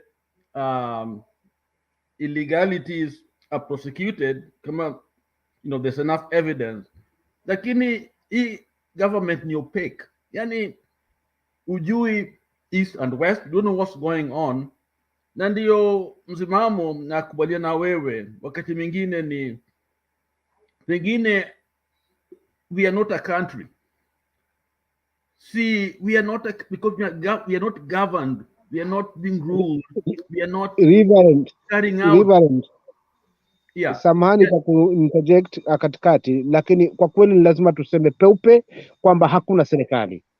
Hawa ni watu walionyakua mamlaka kwa kuweza kuficha yale ambayo yangewasibu. Tuambiane ukweli hapa. Hapa hakuna serikali. Ni watu wanaoficha. Maana hawangeweza kufanya hivi Yaani kama wengine serikali wangekuwa bandia, ni wapi? kweli. Nakubali Pole. na wewe kabisa msimamo. Manake yani unaangalia au unachunguza kimakini na ni kama kimeoza kila pahali, kimeoza na nuka kabisa. It's like a system ni kama tu unaambiwa kuna serikali lakini wale wenyewe ni nyang'au. You know, it's almost like I'm not in the country right now, lakini nikifika huko sitaki kwenda hospitali, manake watu wengine wataniua. Okay, sitaki kwenda police station, nikishikwa pengine wataniua. Naona sitaki kuwa na problem na niende any government officials, you know, kunisaidia, manake their interest is themselves. So mwananchi yako peke yake, Wakenya tuko peke yetu, tumewachwa, tumewachiliwa kabisa, tuko kivyetu. Na ni kweli hakuna serikali, hatuna serikali. Na Wakenya wasikilize, you know, kwa makini. The way things have happened up to this moment, in few years time, if we don't change anything the next 1 year and more, tutajuta. We'll come to a point where nothing will hold together. And it's going to be worse than Somalia. And now Somalians are up, on their way up. You know, they are believed. Companies are making contracts with them. They are honest. Na sisi wa Kenya tunaenda wapi? Kama it's almost like how Northeast walikuwa nasema wakienda Nairobi wanaenda Kenya. Sasa sijui Kenya ni wapi kabisa. Kenya ni wapi? You know, you want a country where you're proud, kwamba they will defend you. Nikiingia Kenya, I'll be taken care of. Nimekuja kwetu, unaona. Nina mtoto wangu, wakati huu siwezi kuambia my friends and others to come to Kenya. Siwezi. Ama holiday, ama do business. Siwezi. Pengine as private friend somewhere, because I cannot guarantee their safety. I cannot. Because there's a government, and their responsibilities is only when their personal interests converge with some other interests, that's when they act. Lakini they are not acting on behalf ya wananchi. So they are not interested in any of us. So the answer is simply one. For Kenya, let us come together, irrespective of our status. Because sometimes you status, you know, and you're in a turamba, the status where unaona, you know, mimi niko mdaktari, I can't connect with wale wa kolo, unaona. So what will end up on the street, but other group feel like they are better off. Our business will be destroyed, unaona. So within us there are those divisions. Unless we overlook those stupid, you know, separations and come as Kenyans. We are the one to define ourselves as Kenyans. Beginning of Beru defined us, but now it's come a time for us to define ourselves. Okay? We have to decide whether we're going to be Kenyans or we don't want to be Kenyans. We have to decide we're going to be a nation or we're going to be something else. And if we do decide, then there are people to God for us to get rid of. They don't belong in the government. They don't belong in leadership. They are a problem. But unless we do that, we allow them to operate with us, then we are going nowhere. We are going nowhere. So, kwangu, binafsi na wengi, we have a chance, opportunity to do it right. The West African countries, Burkina Faso, Chad, and others, did not wait. They didn't even, Raila was not there in their countries. He was not there. But they were convinced this old man, what he's saying will make sense. If we can get rid of these people and get hold of our resources, which they are holding, then we can make it on our own. After reading that, what Baba did, how to industrialize Africa, with the funds, because the issue was the West was saying, where are you going to get the funds? You want to have these grandiose ideas of industrializing Africa, lowering the cost of energy so that you can have manufacturing. Where are you going to get the money? Baba said, this was his word. You could read the report. I know the resources. They are there. It was Rasilmalizetu. It is our natural resources, which we sell at a throwaway price. Why can't we have them and go negotiate with them? Why do you have to wait for them to decide for us when actually they are the thing that make them rich? Europe itself, Europe alone. If Europe today, this day, if Africa say no to those natural resources coming from Africa, Europe will be a third world country today. A third world country. Okay? And the people who have studied that, read that, and the kind of resources leaving the continent is unbelievable. Okay? And something else that I want Kenyans to know. Development. There's something called perception. Study psychology a little bit. Perception is what people think you are. When Europe is dealing with other places, they are viewed as controller of large continent called Africa, where they have their influence. So their businesses look bigger than what they are, because they can show for, the other one who is, they speak, to when they want something from Africa. We don't communicate with each other. We don't travel around. So we depend on them. So they basically own us. And Baba's report was saying we delink that aspect.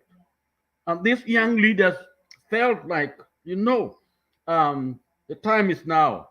We can't wait for another 50, 60 years doing the same thing and having the same kind of answers. Let us do it now. And they kicked France out. If you have been following, they kicked France out because they were looking for leadership from Baba. Think that the Kenya don't even know.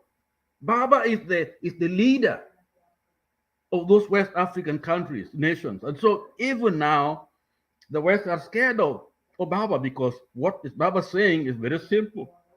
Let us look to our resources, develop them here, okay? And add value to what we have. And the money we get out of that will help us develop our energy. Because there's a perception that, energy. Because when the people, if you believe in yourself, if people know you have the resources, you will name your price. Before I came to the West, I worked for a short time with the tea industry, okay? Finlays, okay? In Mombasa. We had two auctions. There's what we call Mombasa auction and London auction. And auction simply means we bring our tea and they are tested and we don't price them. We are not the one to say our tea is this amount. It's done in London. So you have a product you don't know its value. They are the one to decide for you.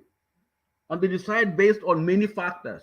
How many teas people are producing teas, and so they pay you what they think they want to pay you. You got no say in your own product. Okay? So this is what Baba was saying. No, let us put a price tag on our product. And then they were saying, where are you going to get money to develop this? Baba said, no. We have the product and you need it. Because you need it, we will sell it at our own prices. And the young leaders said, you know what?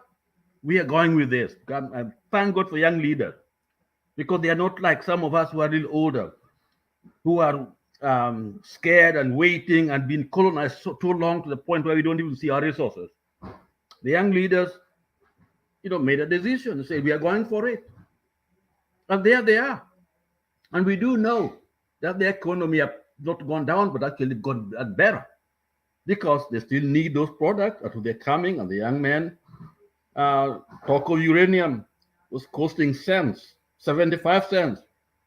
When France controlled it, and France is selling it 25 cents a pound, whatever ounce, a pound, whatever the price is, and France sells it at 200 euros. So here, in Africa, they take it for free and they sell it out there. And now, Burkina Faso and others saying, this is now, we are going to sell it for that 200. And the economies are doing well. Go and read. Read the economies of these countries that are rebelling from France. They are doing better. And because of who? Baba. Such thought Baba had. And that was the secret weapon he had. Getting fair value and share of mineral resources and doing the work here because the money is there for us to develop those power grids. 4 of them, I think, explained to them in Congo, Ethiopia, West Africa, and all those power grid, put it all together so that the energy prices will go down. Then we can now compete. Because right now we cannot compete. When you have the power at a lower cost, then now you can manufacture anything and sell it. And we can outbid anybody because we have the resources. Okay? Right now, the West decided for us, the Chinese decided for us. So this is about Africa. Okay? So as Kenyans, as people who have gone to school, let us move with knowledge. Let us decolonize our mind. I think those are the words of people like Ngugi Thiong'o. Go our mind and let us use our God-given talents.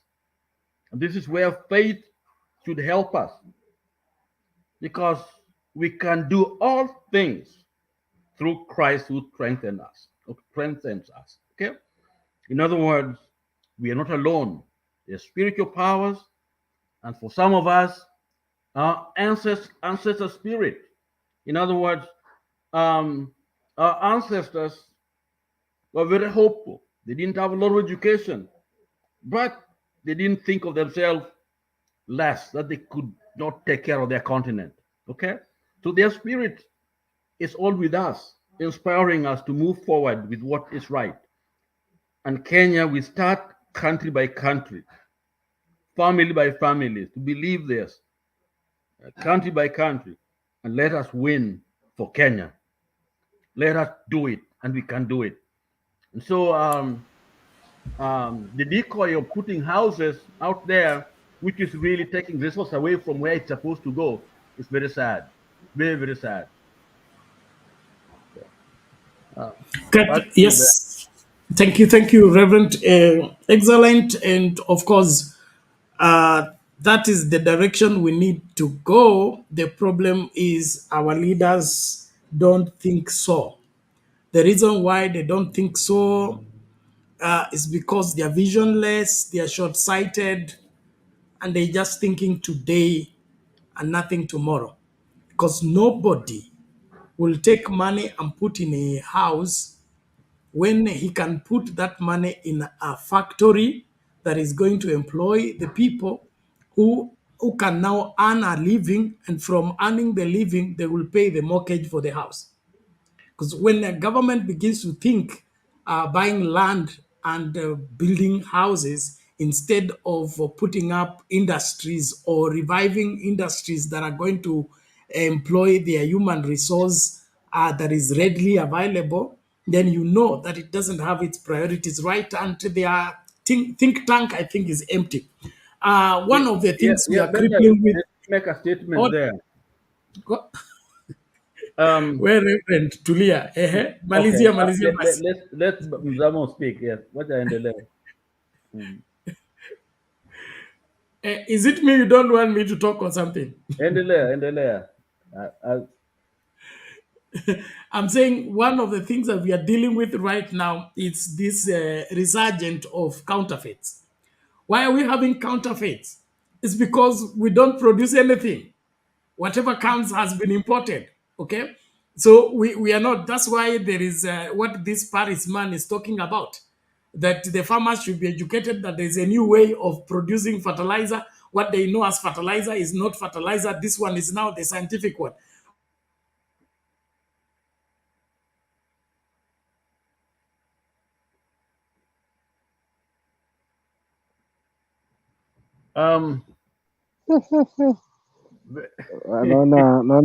Naona ndugu yangu hapo ameshikiliwa mitambo kidogo. Amejua mitambo bwana. Lakini wacha nimwambie, wajua tulisomea ile kitabu cha Abunuwasi. Abunuwasi nyumba yake iliungua akachukua jivu. Akasema hii ni what? Hii ni sugar. Naona. Yaani hivyo ndilivyo inafanyika huko kwetu. Wanachukua jivu anaenda kuuzia watu mawe. Which is really the opposite. Mzee wangu mzee Lala, unajua ni hivi. Yani kuna viongozi na wanabiashara. Hiyo ndio tofauti lazima tuiangalie wa Kenya. Viongozi na wanabiashara.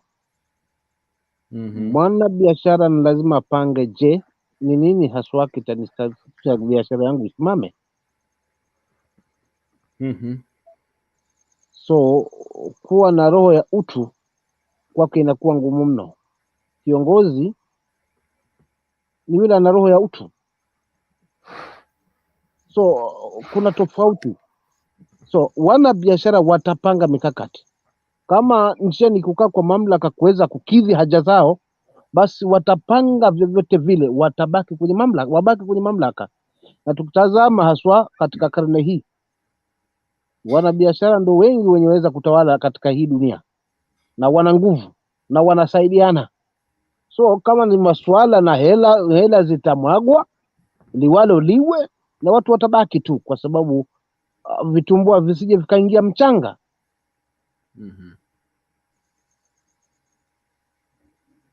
So inanikumbusha hiyo enzi ya zamani nikisoma historia vyangu wakati nikiwa shule enzi za kina Lobengula. Yaani wako tayari wauze watu wao kwa ajili ya bunduki ambayo atakwenda kumuua Mwafrika mwenzake.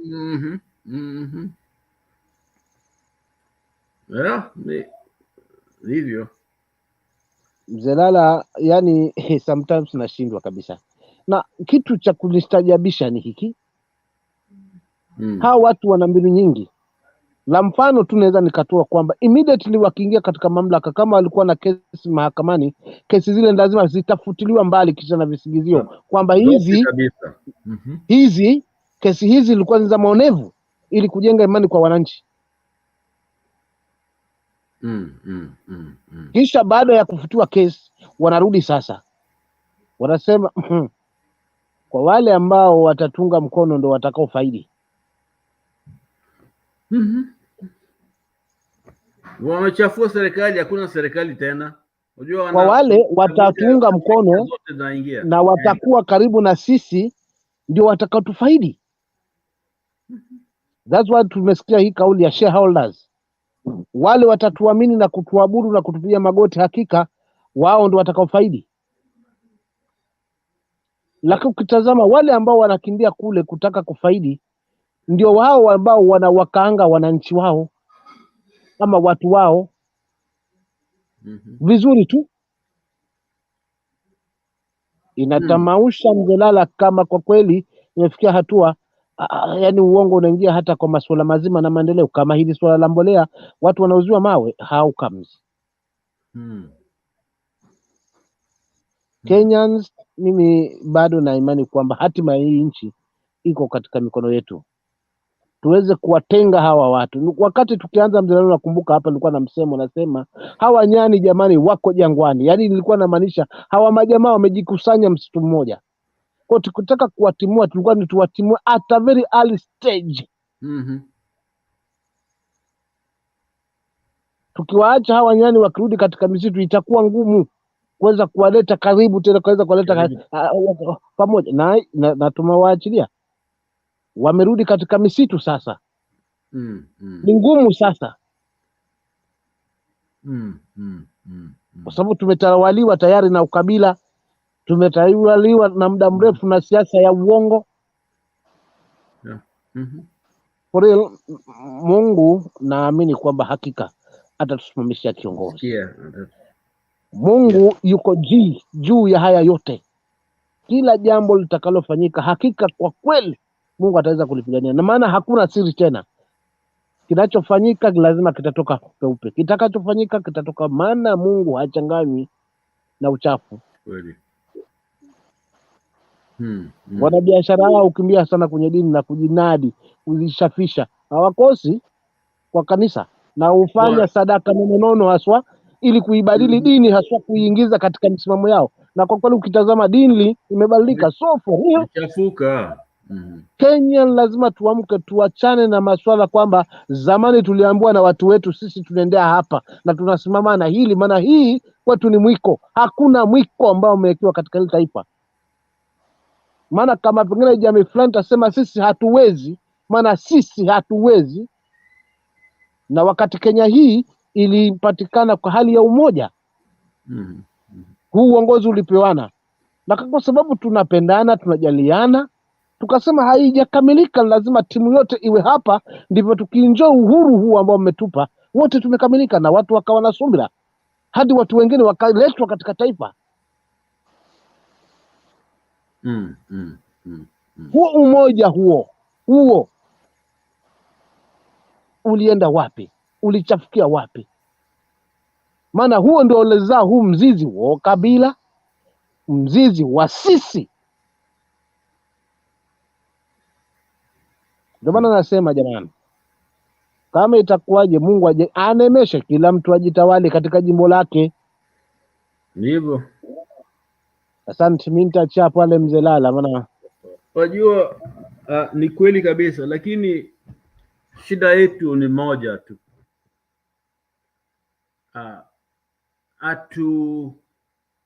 Yani umoja wetu ile umoja fugu. Yani kwa sisi kuacha jamaa wafanye kazi ama uchafu ambao wamefanyia, lakini bado hatujafanya kitu. Hiyo ni nishangaza kabisa, kwa sababu kama tutabadilika na tuwe macho na chonjo na tuwe pamoja, naona hakuna siku za uzo. Manake hao wengine wanasomea vile huyu kina Ruto wanafanya kazi yao na watafanya vile. Okay? Manake najua hakuna watu wa kuwazuia. Yani lazima tuombe Mola atusaidie ili tuwe na watu ambao wanachunga, kabisa Mzelala. Jamii yako lazima uchunge, lakini kabisa hatujui namna kuchunga, Alafu the worst thing is Mzelala, kwa wakati wetu sisi tuna uwezo. Je, wale ambao sasa wananyanyuka na wamenyanyuka, siasa ni hii ambayo tunaishuhudia katika hili taifa. Unataka uniambie haswa utandao huu ambao umeingia alafu na uongozi huu ukithiri haswa, na ndo uwe ndo msingi thabiti wa viongozi wa kesho haswa wa hili taifa, tunaelekea wapi kama Wakenya hatutasimama haswa kuweza kutetea future ya watoto wetu? Hii ni lazima, hii kazi ambayo tuwe na Mungu lazima tufanye. Tulipomaliza hakutakuwa na nchi. Lazima ibadilike, lazima revolution ifanyike. Ama Utasikia watu wanasema watu waende kwao. Utasikia haswa, maana Kiingereza sikipingi mzee Lala, lakini hicho ambacho tumekichukua zaidi Kenya. So you have to call a spade a spade. Watu wanazungumza ungenge mzuri, yes you have to call a spade. Lakini je, ukimwita spade a spade unamaanisha, ama ni msemo tu wa kawaida kama wale wanaofunga wakati wa Ramadhani swaumu kwa kawaida tu, kwa sababu wanafunga kawaida, ni mwezi wa mtukufu, acha tufunge. Wala si kufunga kwa sababu unafunga ni mwezi wa toba na yale ambayo angalau Mungu anisamee. Na utakuta wengi ni wale ambao wamelelewa katika hiyo dini, wameona mwezi wa Ramadhani ni kufunga tu, lakini hawafungi tena kwamba kuna sunna. So Kenya lazima tushikamane. If we want to succeed and to rebuild our country, we'll have to stand. Kabisa.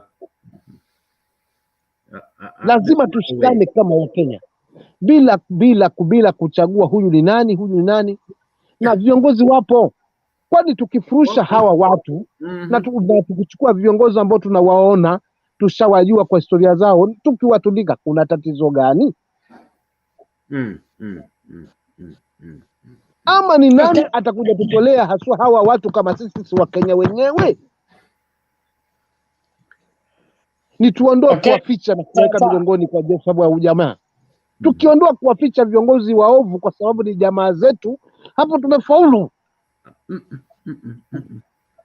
Wajua leo kule kwetu na kuna neighbors wetu, mbwa yao imeua karibu mbuzi 3, na sasa si mara ya kwanza, lakini mara ya kwanza mama alisema mwacheni hao, usipeleke kotini, kwa sababu tukaiwachilia. Lakini hiyo mbwa hakufanya chochote. The same mbwa imekuja sasa afanya nini?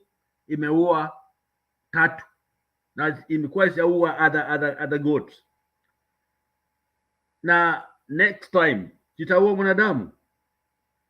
Na ndio serikali hii ya Kenya Kwanza. Tunajua ni serikali aina gani. Tunajua ni watu wakorofi, wezi. Tunajua hawana nia nzuri kwa nchi. Tunajua. Na tusipofanya kazi ambayo Mungu ametuita tufanye, defending democracy, tunajua sisi wenyewe pia tunajua kwamba siku za uzoni hakutakuwa na nchi, na mambo inaendelea kwa mabaya zaidi na zaidi, kwa sababu hakujafanya chochote. Auliza wenzangu wa Kenya, simameni. Kama wewe unajua kuna uhaki, kunajua uungu, kunajua Mungu ni a just God, anadhibu wale ambao wamevunja sheria yake, we're not going to be spared.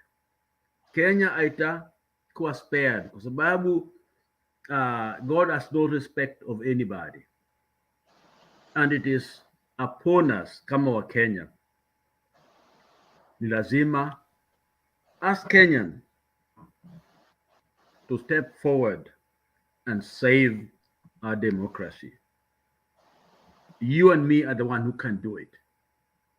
Watu lazima ondolewe. If jails are there, because it's a joke. Yani kuwa na jela na kuwa na mahakamani labda mzee Lala, naomba tuweze kuwaita hawa ambao ni wahusika, kwa sababu Beni alitupa husia kwamba huenda stima zikakatika wakati wote. So wale ambao ni wahusika haswa, wale wakuu haswa, ambao haswa ni maadmin wanafaa kuingia mahali popote pale palipo Mato, Aston PK Julia na wale wengine mkuje haswa, kwa sababu sisi akina msimamo sisi tupo, but nafikiri Bernard alikuwa ametuambia huo sio tangia awali kwamba huenda blackout na huenda pengine hilo ndio tatizo, hatujajua. Ni mtazamo wangu tu. Kwa hivyo mimi naomba tu kwamba waingie haswa. Samahani msimamo, ni nashukuru, sijui kama mwanipata. Tunasikia ndio. Ninakupata. Yes. Basi blackout ishafanyika. Saa hii nimekuja tu kwa simu angalau tutamatishe mambo haya ama tupate moderator ambaye ataendeleza. Sasa hivi niko gizani totoro, ndiposa hata kamera siwezi weka, utaona meno peke yake. Pole sana. Ndiposa tutafanya ile project ya ile battery. Kuna battery nimeambiwa ni 40,000 sijui na ngapi, ambayo inaweza kuendeleza baada ya nini, so sio, hakuna haja ya generator. But in the meantime, I love the conversation. We must remain in focus. Refuse to be cowered in, because what is going on in this country is cloning the country in a certain way that is unacceptable, unconstitutional, and undemocratic. And that is being done systematically. And one way is opening up these floodgates of counterfeits. As long as we are a counterfeit country, we cannot avoid having a counterfeit president, counterfeit doctors, counterfeit teachers, and counterfeit everything. So the moment we open a counterfeit in one place, we should accept counterfeit in every place. So mahala pa kukomesha hii mambo ya counterfeit ni kukomesha counterfeit leaders. Wale watu wa kuiba kuingia uongozini badala ya kukombea uongozi na wakashinde kwa njia ya halali. Na kama unapata vitu visivyo halali, basi wewe ni uko mamlakani kimakosa, na ndiposa heshima haipo. Hakuna mtu atakuheshimu, anajua wewe ni mwizi. Ukishajulikana wewe ni mwizi wa kuku kijijini, hata watoto watakuchekelea. Kwetu unaimbwa wakati wa circumcision kwamba wewe ni mwizi wa kuku. Kwa hivyo ni vile tu kama nchi tumedororesha, or we have lowered the standards of integrity, standards of honor, standards of being called honorable. Squeeze now honorable wanapaswa wanaaibisha, hapaswi kuitwa honorable tena. Either ni wezi, waongo, watapeli, wauaji, and those are the people who want to demand to be called honorable. So for us to get our this country back, there is a lot that needs to be done. It begins with this kind of conversation. So as Kenyans, let's engage. But one aspect that we must fight tooth and nail is counterfeit. And on that note, before someone else can come in, let me play this short video by this comedian. It speaks volumes. It's a very short one, but it speaks volumes on the current state of affairs of our country. And I pray that we see the gravity of what is passing across beside the hilarious aspect of it. Let's just look at it shortly. Hii Kenya mimi nawaambia mtu asikue mgonjwa. Usikue mgonjwa ama ushikwe na polisi. Ulisikia kuna watu 50,000 people ambao wako na fake papers. Sasa kwanza Kenyatta ndio nimesi. Huko unaweza enda utolewe damu na plaba. Yes, ukute unashangaa ni kwa nini alitumia tools zinakaa za mjengo kwa mwili wako. Mungu akusaidie.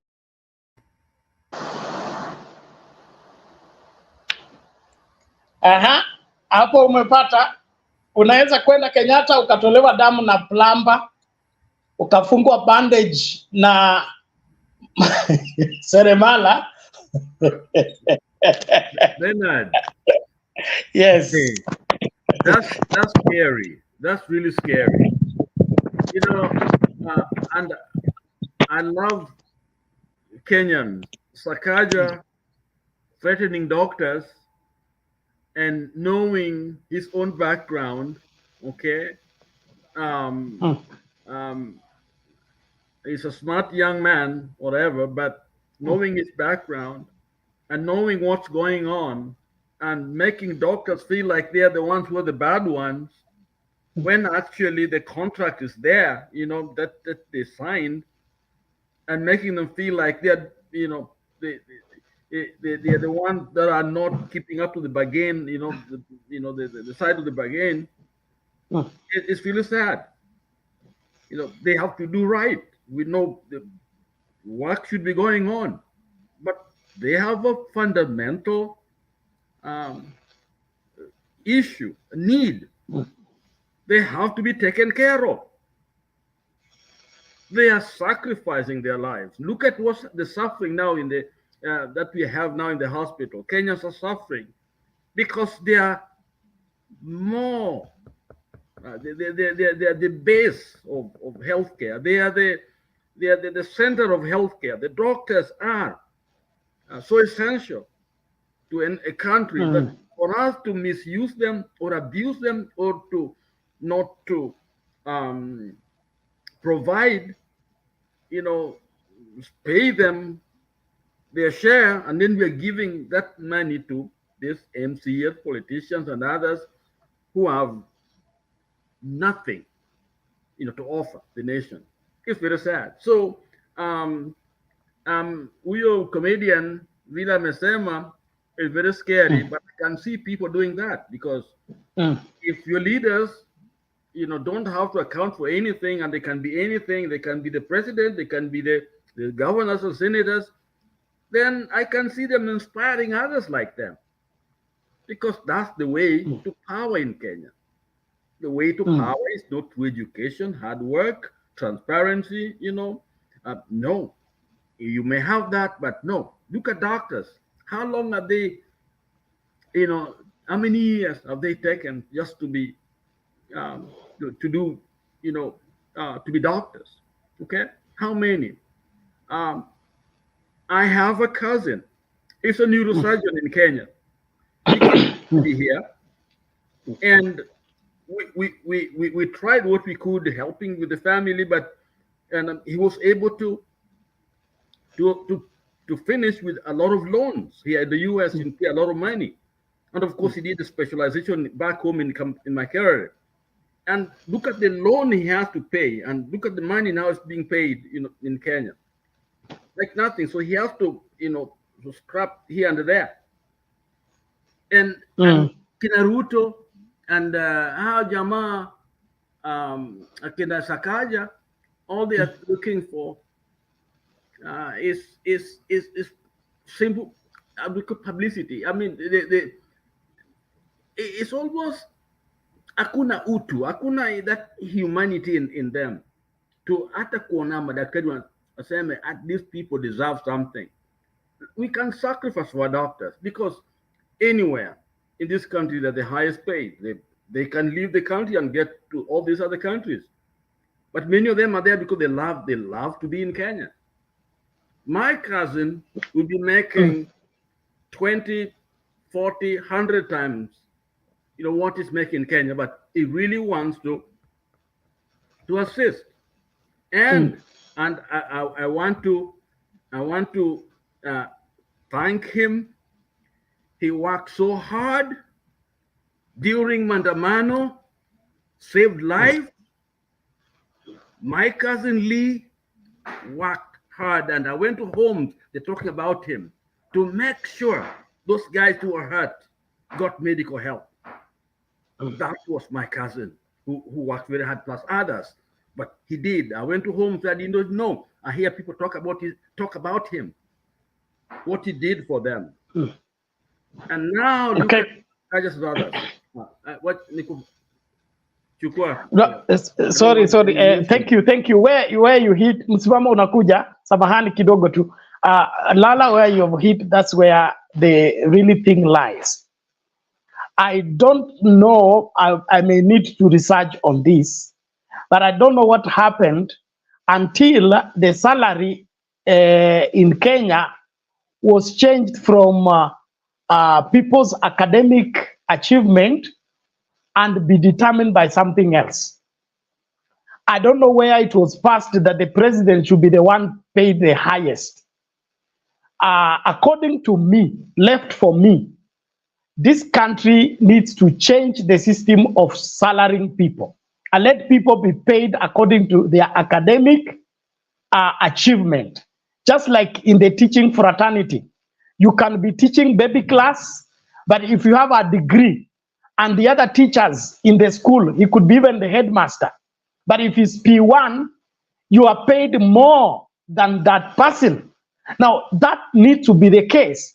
If the president, all he has is a degree, let him earn the salary group of that degree situation. Hii mambo mengine ikuwe bonus. Lakini wewe kuchukua ofisi, wewe mwenyewe haujasoma. Wewe ni standard 8 dropout or form 4 dropout, or you don't, all your papers are fake, and then you're given $500,000 or you're given $1 million. Then a doctor who has been to school, paid the highest price, took loan to clear his education, is being paid 250,000 Kenya shillings. When members of parliament are carrying 1.2, 1.7 with fake certificates, this is an anomaly that needs to be addressed. And if it will take rioting in order for it to be corrected, we need to do it. That is where the problem lies. They want to be in parliament because they can make money without them going to school. They can make free money without them having to sit in class and do the papers and graduate genuinely. If that loophole is closed, you will see how many people will run away from parliament. Mtu alipwe mshahara kulingana na masomo yake. Kama yeye ni wa standard 2, kuna job group ya standard 2, alipwe shilingi 50, hata akuwe mbunge, akuwe MCA, akuwe governor, akuwe president. Job group yake idetermine mshahara wake. Msimamo.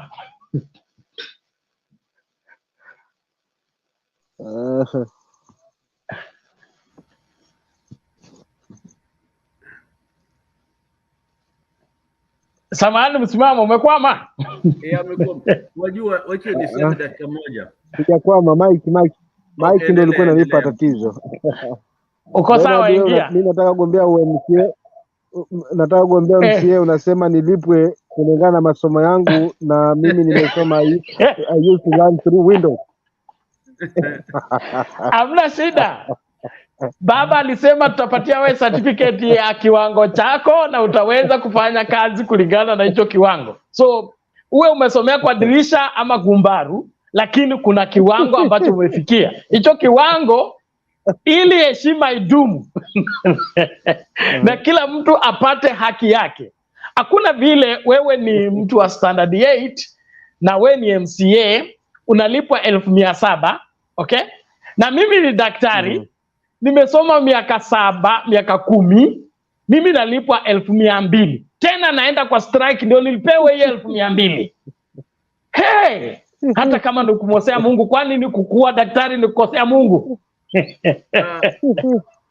Bwana yote 9, lakini la kumi ni hivi. Yote 9. La 10, if we want to succeed as Kenyans, we have to chase out this what it calls itself a regime. Ni lazima tufukuzane na hawa jamaa. We have to find for a new leadership. A leadership ile ambayo itaweza kumjali mwananchi. Leadership ile ambayo itajua taifa kwamba lielekee wapi, litanawari namna gani, litajenga nini, lilete haswa chumo katika taifa, litafanya hali gani ambayo itaweza kulinyanyua taifa kulipeleka mbele. Si hii regime tunaiona. So tukitaka tufaulu wa Kenya, lazima tufukuzane na hawa watu bila kuwabembeleza kabisa, kwa sababu ndio ambao wanatumiza. Wao wanafaidi na sisi tunaumia. Kama wananchi tunaumia.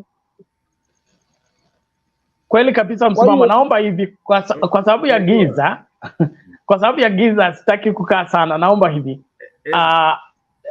Reverend, you will come in, but kuna video ya mwisho nataka kucheza ambayo inazungumza kuhusu pesa ya askari wetu kwenda Haiti Alafu pia mnajua mama taifa amesema yeye atapeana maombi na prayer warriors watu kwenda Haiti, ambayo mimi naamini katika maombi, lakini wakati maombi inatumika vibaya inaniudhi.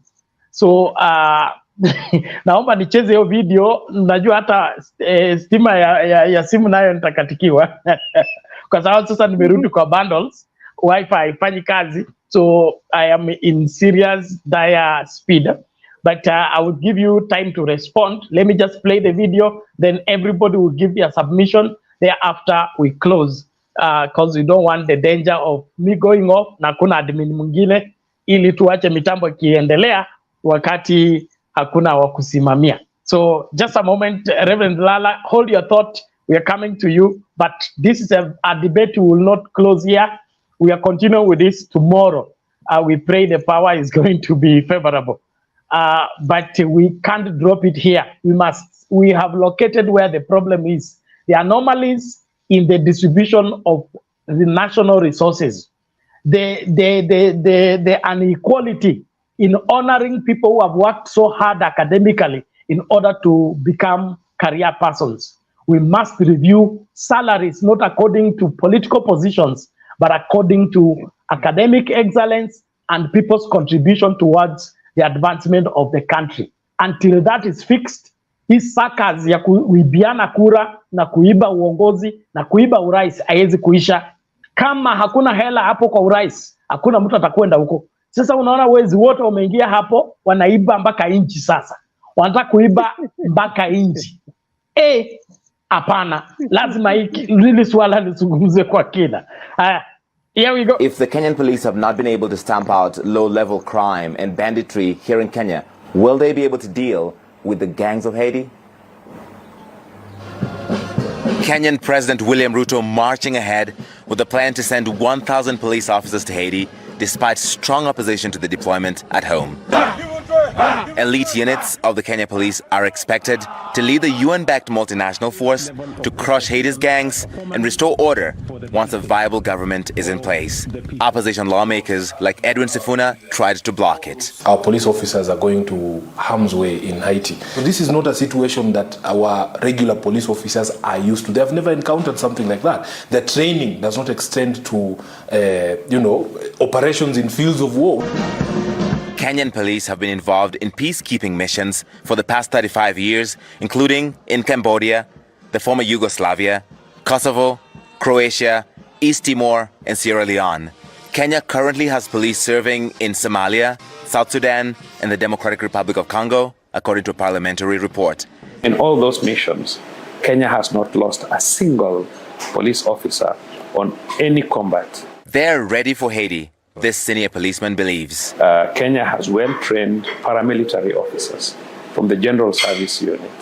They have well-trained officers from the Administration Police Special Operations Group. These are officers who have both local and international training, some of the best institutions in Israel, in US. Haiti would be the most challenging deployment yet for Kenyan police, with criminal gangs and militias controlling the capital Port-au-Prince and holding the nation hostage. It is a historic duty because peace in Haiti is good for peace in the world as a whole. President Ruto should push for a well-armed military contingent to take over, says this security analyst. Our police officers cannot and can never be able to contain the threat of the criminality in Haiti. You need to send thousands of military personnel to come and disarm.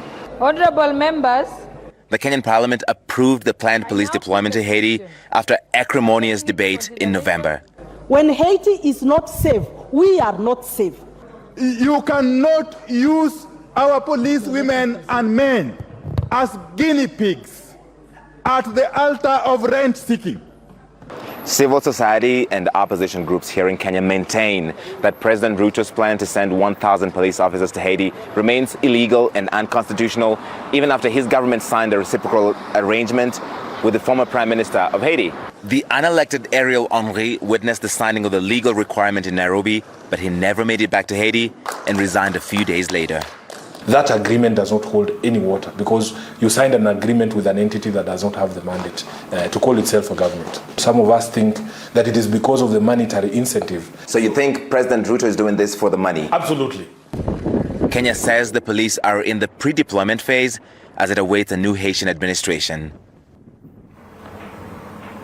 While Kenya is in this pre-deployment phase, waiting to send this reconnaissance team to Haiti as soon as there's a new administration, there are calls for that reciprocal agreement signed between President Ruto and the Ariel Henry to be released because it's not been made public. And if it were to be made public and Kenya were to go ahead with this, there's likely to be another legal challenge in court. And the lawmaker you saw there, Edwin Sifuna, says if this is attested in court, again, it will crumble because there's no legal basis for that. So that's one aspect of it. The other is about the knowledge of the language and the terrain. Haitian Creole and French are not widely spoken here in Kenya. And as many have pointed out here in the country, Rosemary as well, there have been many previous interventions in Haiti that have failed by the United States, by Canada, by other countries in the region. So what does Kenya bring to the table that these other better armed, better equipped teams from other countries have failed to do?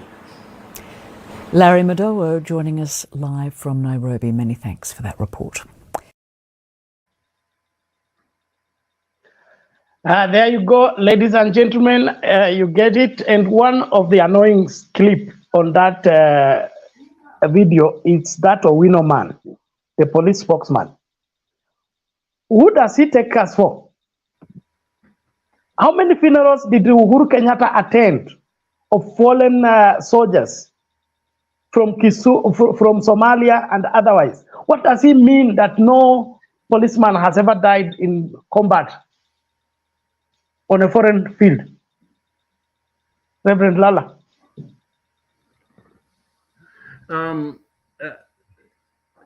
This is another dishonesty and lies and shocking statement that should never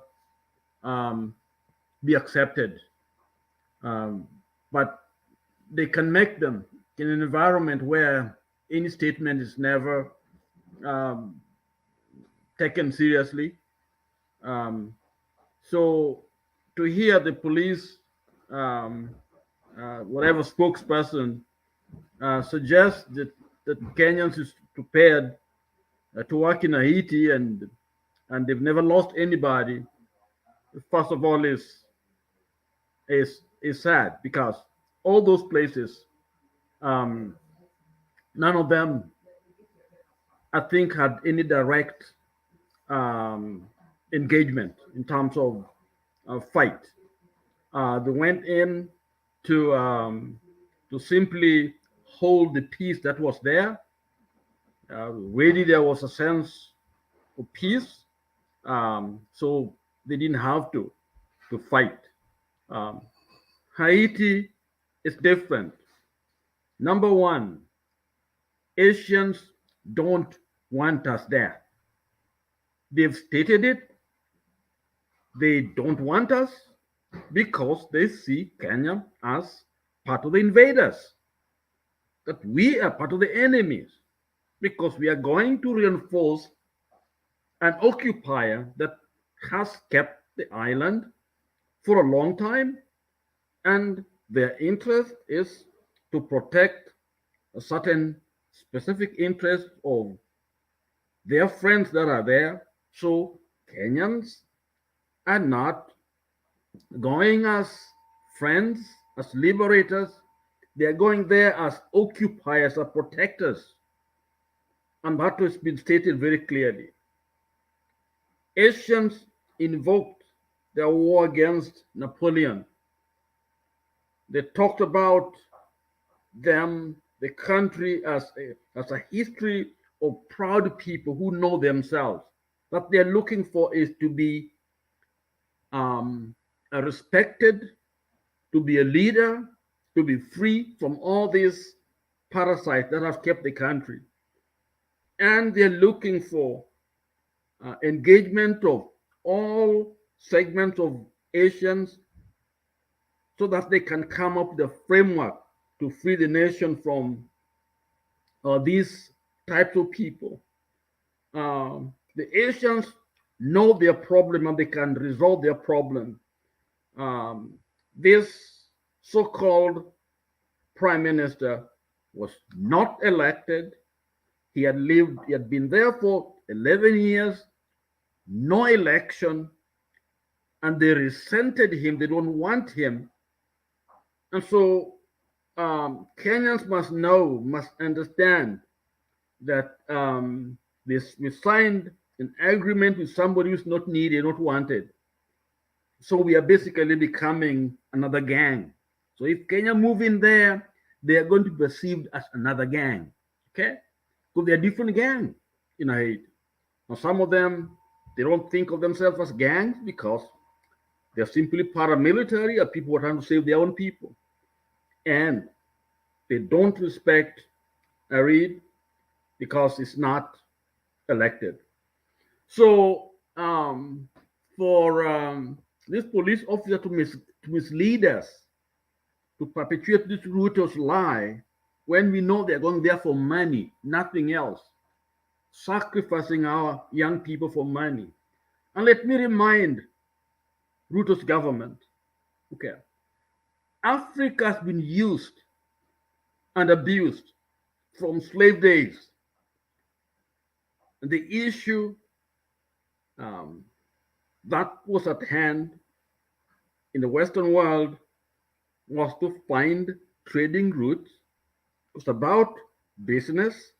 And so they found cheap Africans that they could use and sell. So slavery started. And after slavery, there was industrial revolution. They needed people to work in those plantations, in those cotton and sisal fields, and they needed Africans, so more slaves was needed.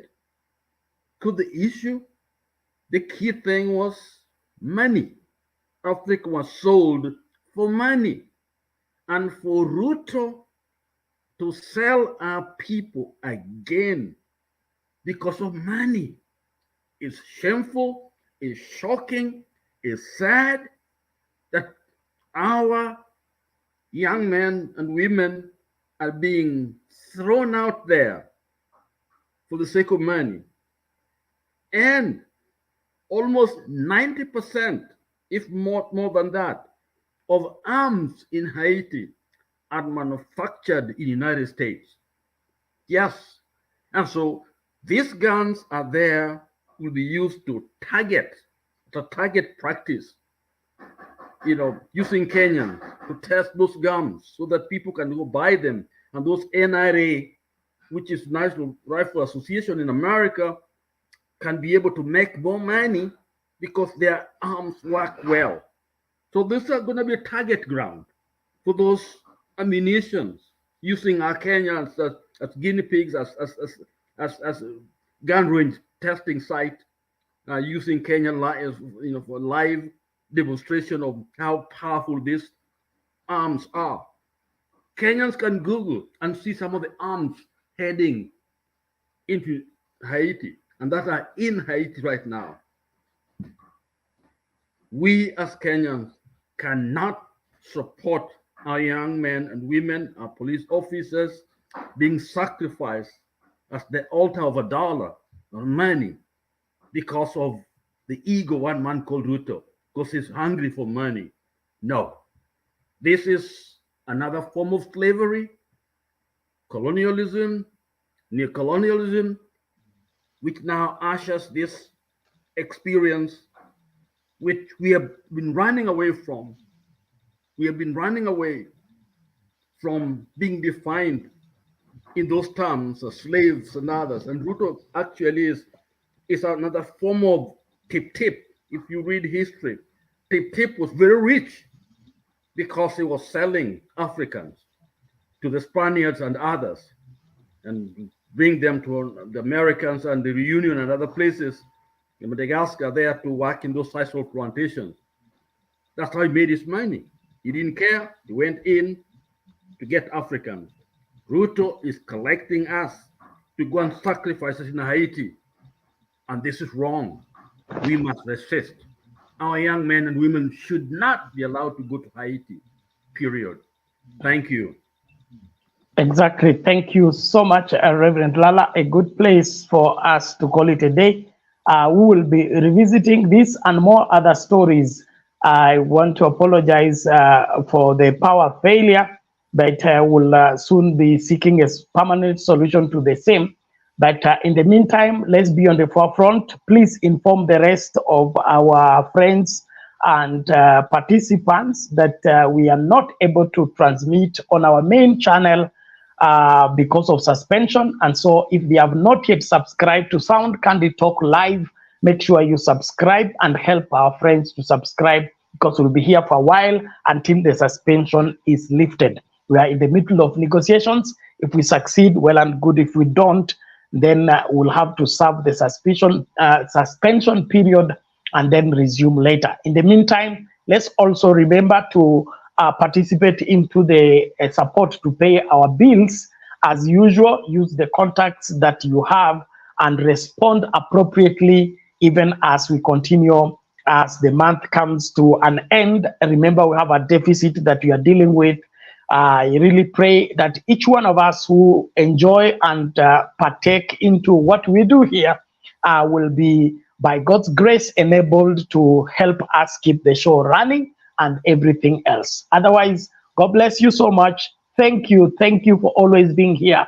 Please, let's keep Sound Candid Talk going. As we talk, we put forth solutions to what will help this country come back into its senses and do what is necessary.